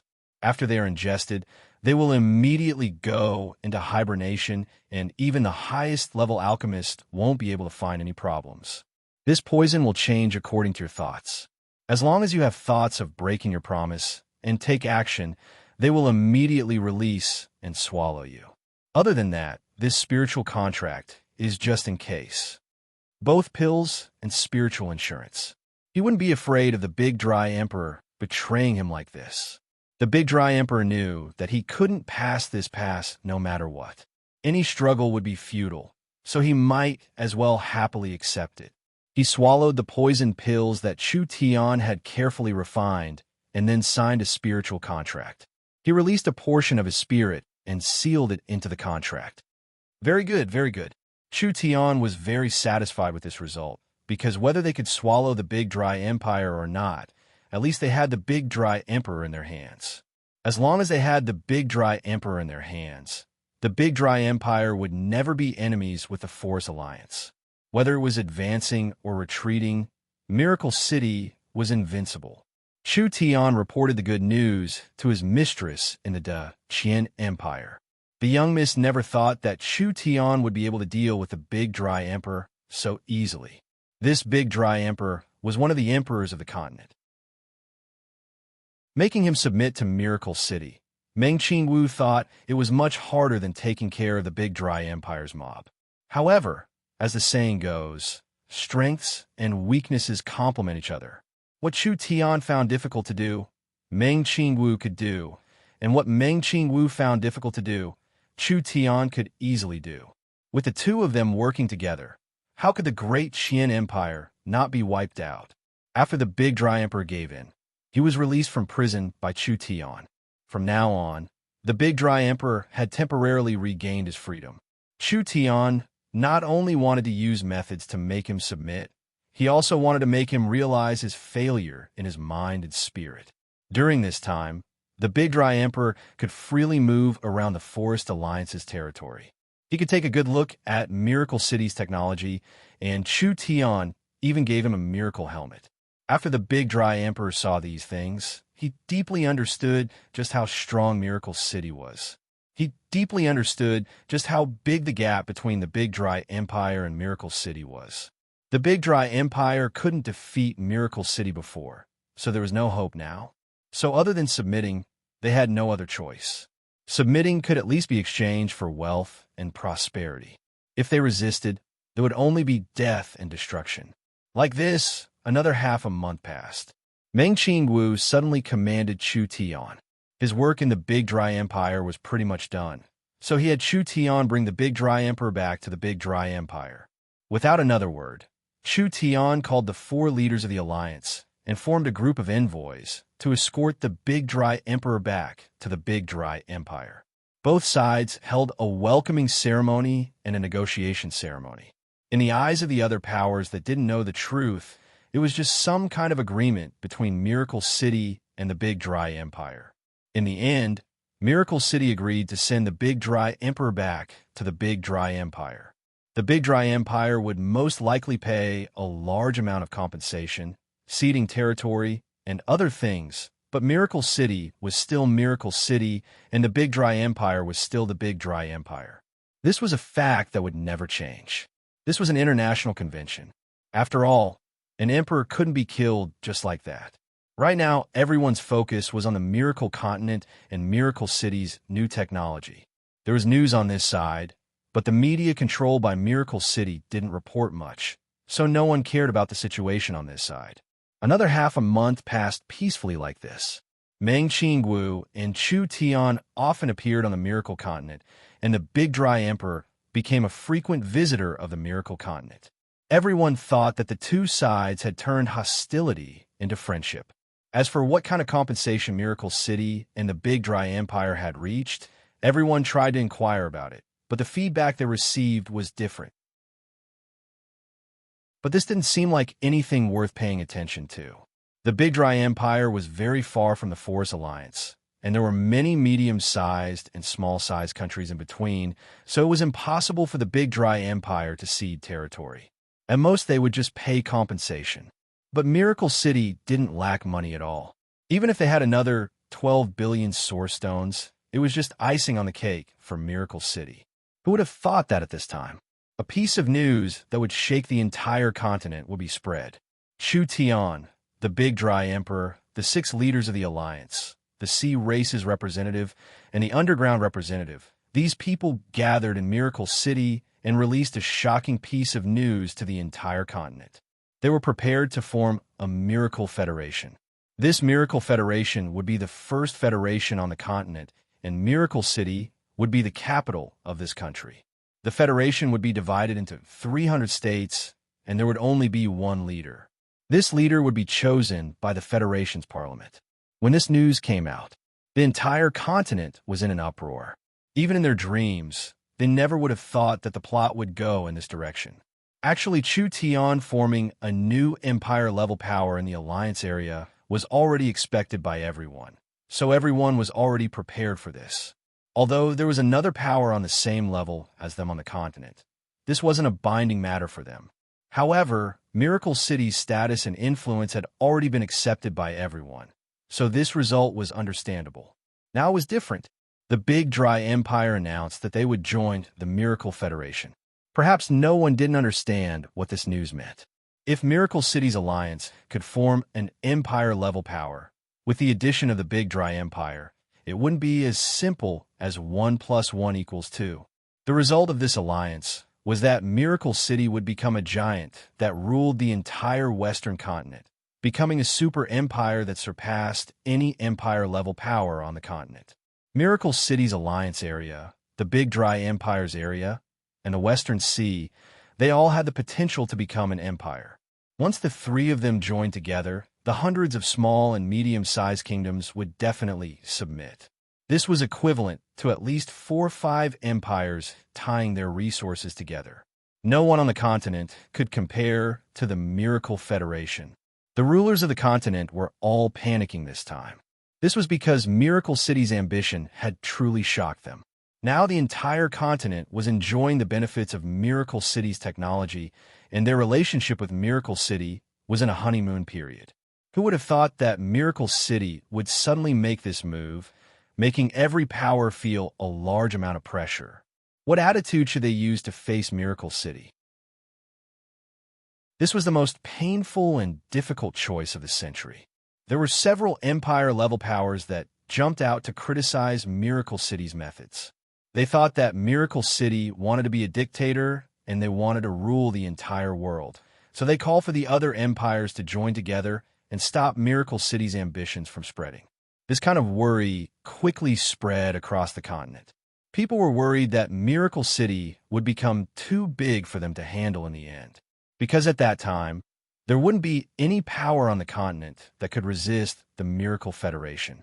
Although there were many empires that responded, there were even more empires that were hesitant, especially the 6 empire-level powers that had a close relationship with Miracle City. Although it was hard for them to accept Miracle City's methods, they could feel how strong Miracle City was. Once Miracle City and the Big Dry Empire merged, their position in the Western Sea couldn't be shaken at all. Even if the entire continent attacked Miracle City, they could at least protect themselves. This would inevitably develop into a long war that would last for several decades, or even 100 years. Once they started a war with Miracle City, outer space's underground ruins, transportation, and communication, these things would all be cut off. Meng Qingwu saw that the continent's situation had suddenly become serious. But she didn't panic because these rulers' reactions were within her expectations. For such a large matter, if these rulers happily accepted it and didn't raise any objections, it would be strange. Meng Qingwu sent out invitations to all the ruler-level powers on the continent. Miracle City was prepared to hold an empire summit, and this summit would invite all the rulers of the continent, letting everyone gather to discuss this matter. Meng Qingwu knew that although they had taken care of the Big Dry Emperor and the Big Dry Empire, if they didn't shut up the people of the outside world, the Miracle Federation would never be established. This conference was very important. It would even affect the future of the world. Chapter 649. The topic of this Empire Summit was Continent Peace Conference. This conference was proposed by Miracle City, and the location was still the Miracle Royal Palace. Ever since the Miracle Royal Palace was built, it had become the top meeting place on the Miracle Continent. There were a total of 22 Empire-level powers on the continent, and 3 of them were special groups that didn't care about worldly matters. Even with such a large matter happening on the continent, they still showed an indifferent attitude. Therefore, other than these 3, there were 19 powers participating in this conference. There was no doubt. This was an unprecedented super summit. Each participant was in existence at the peak of the continent. The topic this time was to discuss the establishment of the Miracle Federation and the future development of the continent. Each Emperor-level character had serious expressions as they sat in the conference room. Whether their relationship with Miracle City was good or bad, there was not a single emperor that was willing to see Miracle City swallow the Big Dry Empire and become a superpower. Chu Tian, City Lord's thoughts have changed too quickly. Your wedding has yet to settle the storm on the continent, and now you want to establish some Miracle Federation. Us old fellows really can't keep up with your thoughts. The first to speak was the Dragon Lord from the Dragon Territory. However, as one of the 6 allied countries, the Dragon Territory had a good relationship with Miracle City. Therefore, the Dragon Lord didn't oppose Chu Tian right away. He just patiently said to Chu Tian, if it's just establishing the Miracle Federation, I think with Miracle City's current reputation, position, and fame, it would be acceptable. The problem now is that the area you've encircled is too large. That's right. The Wild Beast Empire's Wild Beast Emperor couldn't sit still. The Miracle Federation's territory is already larger than the average empire. If the Big Dry Empire is included, it will instantly occupy half of the Western continent and the entire Western Sea. At that time, perhaps even 3 to 5 empires added together wouldn't be able to compare to the Miracle Federation. The Burning Heaven Emperor said, I asked the City Lord to think twice before acting. After all, your actions will damage the relationship with the countries of the continent and will damage Miracle City's image on the continent. I say, why are you being so polite with him? An emperor expressed his stance in front of everyone. He was filled with rage as he released a powerful and dignified aura. Each recognized empire on the continent has a long history of over 10,000 years. If your Miracle City rashly swallows one, I think it will cause chaos in the region. It will spread to the entire continent and become the fuse that will cause chaos on the continent. I can't allow this matter to happen. Exactly. Another emperor stood up and said, the continent has reached a balance. This stable situation has lasted for thousands of years. Although there are occasional conflicts between the empires, there has never been a war that could destroy country. Miracle City wants to swallow the big dry empire. Isn't this breaking the balance of power? Objection. Objection.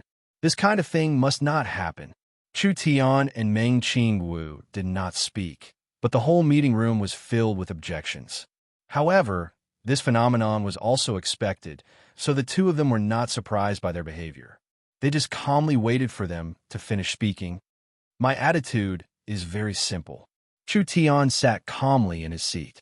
He was no longer a nobody. Even in the face of these emperors, he would not lose his composure or avoid them. Let's be frank today. I have invited everyone here to discuss how to solve this problem, not to let everyone stop us. Chu Tian, what do you mean by this? You still don't understand? Chu Tian gently snapped his fingers. Miracle City's position is very firm. Whether you agree or not, we will not waver on this matter. The Miracle Federation must be established. This is already an established fact, and no one can stop it from happening. We are here today to discuss a peace agreement based on this established fact, exploring the development of the continent in the next 100 or even 1,000 years, establishing a pattern of common prosperity and development. Everyone looked at each other in blank dismay. The emperors were already beginning to feel angry. This arrogant brat simply did not place them in his eyes at all. The people here were all famous for hundreds or even thousands of years. This brat Chu Tian had just risen on the continent for less than 2 years, yet he dared to not place them in his eyes at all. This was a very vile behavior. Chu Tian did not place them in his eyes at all, so he continued, "The Miracle Federation's establishment is already a trend. It cannot be stopped by any opposing voices.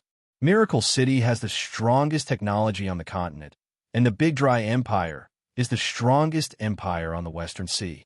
Once our two powers merge to form the Miracle Federation, we will immediately become the strongest power on the Western continent." I might as well say something offensive.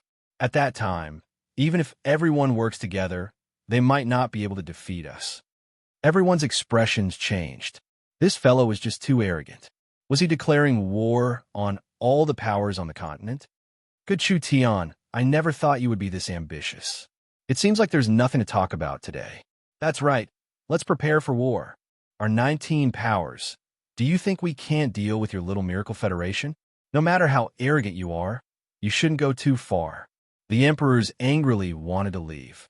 You all calm down and listen to what he has to say. A cold voice without any anger came over at this time. The one who spoke this time was the Netherworld Sea's Nether King. The Nether King was one of the emperors with the most experience, but because he was an undead, no one knew how long he had lived for. Actually, out of all the emperors present, the Nether King was the one that didn't want to break off relations with Miracle City the most. The undead were said to be immortal and would never grow old. However, those who truly understood the undead would not think so. In fact, the undead could also perish. This was because once they were transformed into undead, all of their senses would cease to exist. Sight, hearing, touch, smell, and so on.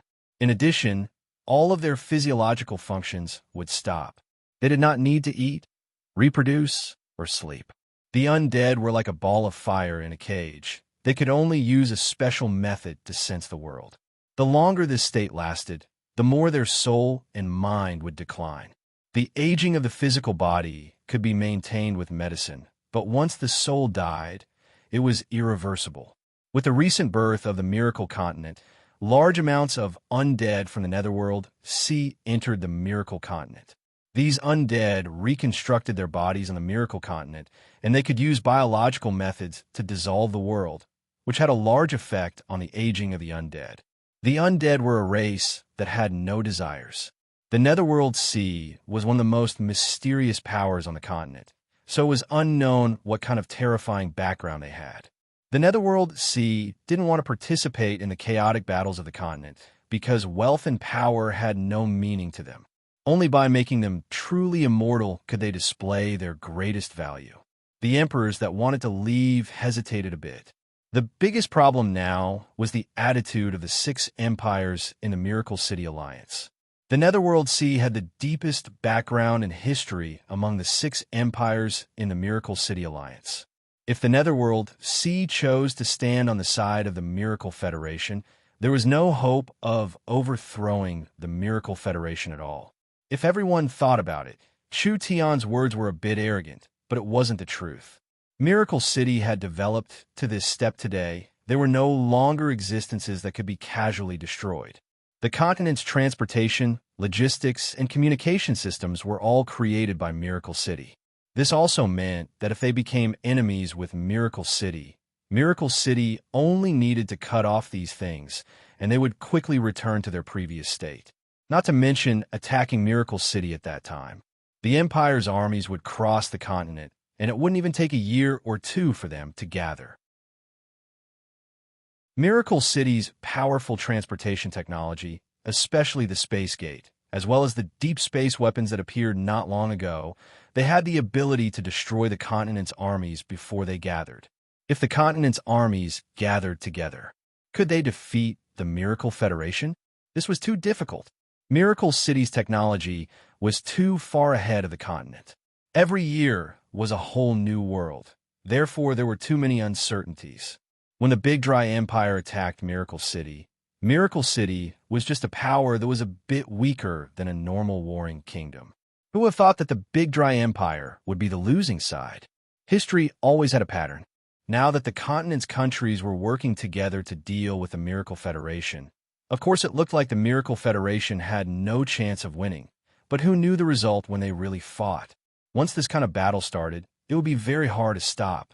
The Miracle Alliance was surrounded by over 20 powers.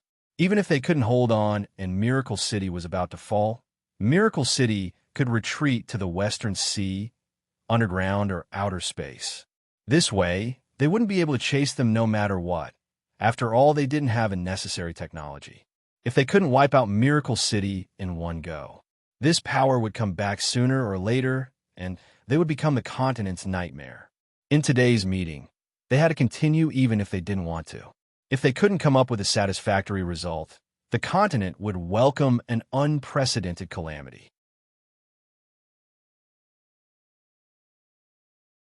Chapter 650.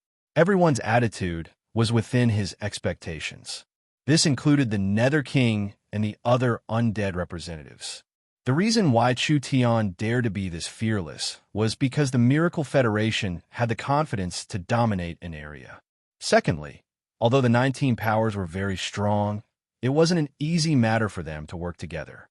It was because they were too strong. It would be hard for them to cooperate sincerely like this. If the empires worked together, Miracle City wouldn't even need to make a move. There would be internal conflicts between the various races and countries because of the inequalities. Frankly speaking, even if they worked together, they would still be a motley crew. Without several years, they wouldn't be able to work together. Now, they could have a proper discussion. Concerning the Miracle Federation, I think I should be the one to speak.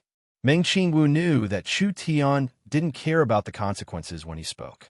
If he was the one to speak, he might cause some trouble. Therefore, Meng Qingwu personally explained the Miracle Federation's plan. Concerning the establishment of the Miracle Federation, everyone can't just look at the increase in strength. They should also look at our essence. The Burning Heaven Emperor asked, "What is your essence?" No matter how it changes, from Miracle City to the Forest Alliance, to the Miracle Federation, our essence has never changed, and our essence is miracle commerce. Meng Qingwu slowly said, "We have strong technology as our backing. We have a foothold in business. We develop in business, and we build a country in business. So, in the end, we are still a company. Then in terms of our roots, we are just merchants and not ambitious people. Dominating the continent has no meaning for us. We are more inclined to do business with the continent and let the entire continent enjoy Miracle Commerce's products and technology. This is our core. War is the result of political games and competing for benefits. Miracle Commerce is different from the other countries. Our core interest is not in war, but in peace. Therefore, we have no reason to dominate the world. This is because we can rely on our current technology to develop our business to the peak. So in terms of essence, Miracle Commerce is not aggressive. As long as the world is prosperous and we have relations with other countries, we can become the true winners. Everyone knit their brows, although these words were reasonable. But it was too difficult to convince these people. From the few years that miracle commerce has appeared on the continent, we have never occupied a single inch of land. We have always used cooperation and openness as our main method. The Miracle Federation still believes in this. Meng Qingwu said this, and then added, "The times are different now. Everyone can see that Miracle City has begun to spread across the continent. The technology we control is becoming more and more precious and powerful, but our overall strength can't compare to anyone here. The continent situation is very stable now, so we can barely hold our current position. This is the so-called unpredictable winds and clouds in the sky.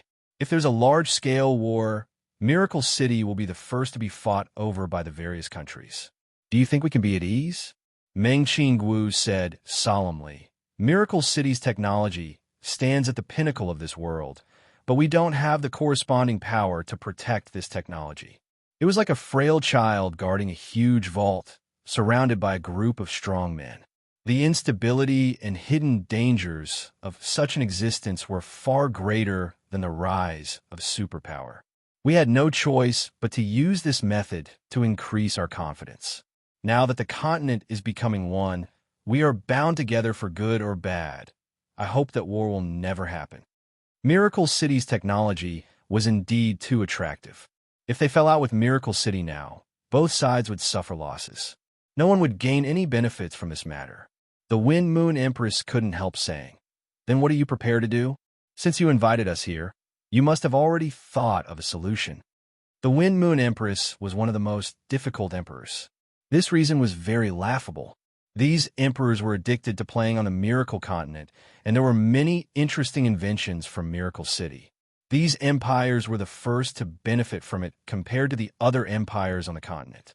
Therefore, they were the most affected, and now they had to suddenly break off relations with Miracle City. This was a very difficult choice. It really was a very difficult choice. For today's meeting, we are only the organizers.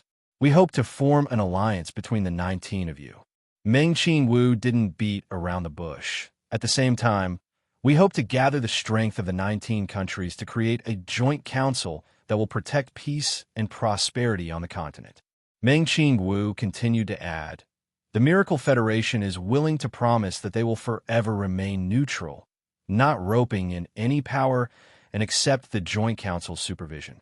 No matter what happens on the continent, they will not use any force to invade a city or land. If they violate the contract, they will be attacked by the entire world."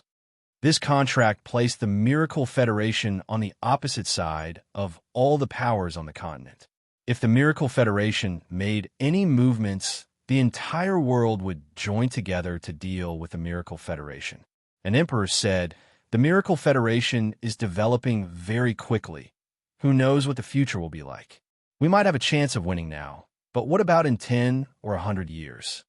This is another important bargaining chip that we have to propose today." Meng Qingwu had already thought of this relationship. Miracle Commerce will lift the ban on all goods from today onwards. We can build transport gates on the continent for free, which will be managed by the Joint Council. Other than that, we will sell 50% of Miracle City's high-end weapons, from the warships to the deep space weapons. We will allow Miracle City's weapons to flow across the continent, increasing the continent's strength like this. This was a rather sincere condition. Actually, everyone understood in their hearts that Miracle City, swallowing the Big Dry Empire, was just completing their path of domination ahead of time. Otherwise, with Miracle City's current development, even if they didn't swallow the Big Dry Empire, as long as they formed the Miracle Federation and developed for 8-10 years, Miracle City could still become the overlord of the continent. This was a hard-to-change fact, unless they destroyed the Miracle Federation before it matured. But was this easier said than done? The main difference between the Miracle Federation and the countries of the continent was in technology. If they couldn't make up for this difference in technology and weapons, The result would be the same even if the Miracle Federation didn't swallow the Big Dry Empire. Now that Miracle City had swallowed the Big Dry Empire as a condition, they were willing to sell half of their most advanced weapons. This was equal to giving the other countries of the continent the ability to make super weapons. This way, the continent's strength could be balanced. No matter how powerful the weapons are, they're still made by Miracle City, so it's hard for us to be assured. An emperor that opposed the Miracle Federation loosened a bit, but he threw out a new condition. It's not impossible for the Miracle Federation to be formed. We request that Miracle City release a portion of their technology. Yes.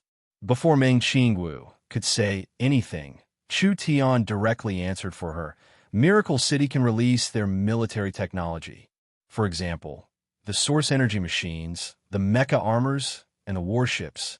We can release all of these military technology. When he said this, everyone was shocked. Miracle Commerce was really willing to release the source energy weapons manufacturing technology. This was a very important piece of technology. If the people of the continent could make source energy weapons, the strength of the continent would increase by leaps and bounds. Everyone wouldn't be afraid of Miracle City like they were now. Meng Qingwu slightly knit her brows, but she quickly relaxed. They would release it then.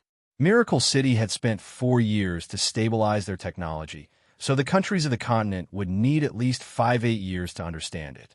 Now Miracle Commerce controlled the main resource fields and resource channels of the continent, so they could create the most perfect production chain in this period of time. So what if the countries of the continent had the related technology? The talents, resources, and production chain were all controlled by Miracle City. If they wanted to make large warships, it wouldn't be enough without at least 10 years. Even if the other powers controlled Miracle City's technology, controlling this technology and developing it were two different things. They could only make source energy cannons and guided missiles in the first few years. It was impossible for them to make high-level products. Miracle City's high-level weapons, especially the large motherships, deep space weapons, and etc., were actually made from many fields of technology. Not only did it include the source energy weapons, it also included the energy field, the smart brain field, and etc. It was already not bad if these empire powers could make simple source energy cannons and guided missiles in the early stages. Miracle City's lead and equipment would not stop, but it also gave these powers a chance to resist. Chu Tian added another clause. We can release the secret information on the source energy weapons, but the continent's treaty will also be changed. After the Miracle Federation is formed, we will not expand, and we will not take the initiative to annex any land outside of the Federation. This treaty didn't sound any different, but there was a big trick in it. Not taking the initiative didn't mean they wouldn't annex. This also meant that if a few small to medium-sized kingdoms wanted to join the Miracle Federation, they wouldn't touch the continent's treaty. This could be considered leaving a path of retreat for the Miracle Federation in the future. The empires discussed this for a while.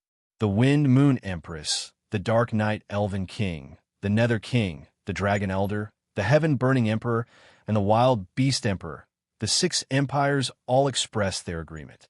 This was because the 6 empires had been working with Miracle City for a long time. They had even supported and trained their own allies in the alliance. Therefore, compared to others, they were the beneficiaries. Therefore, they were more willing to accept this matter. Now that Miracle City was willing to release their military technology, the continent would be in a new balance in the future. The Miracle Federation's formation was already inevitable. Since they couldn't stop this matter from happening, they had to go with the flow and obtain as many benefits as possible from this matter. The 6 empire-level powers all agreed. What could the others do if they didn't agree? The people present weren't fools. No one wanted to see a power that surpassed all the empires on the continent. But the Miracle Federation was too powerful, and they had the help of the 6 empires.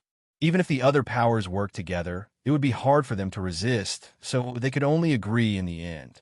Everyone spent several days discussing the details. Finally, the continent's treaty and the joint parliament were formed. This treaty was the first treaty signed by all the emperors on the continent. There were over 1,000 rules that firmly bound the continent, laying the foundation for the continent's development for the next 1,000 years. You're tuning in to the Warrior Lore YouTube channel. Don't forget to subscribe and join us on this journey to catch the most captivating stories.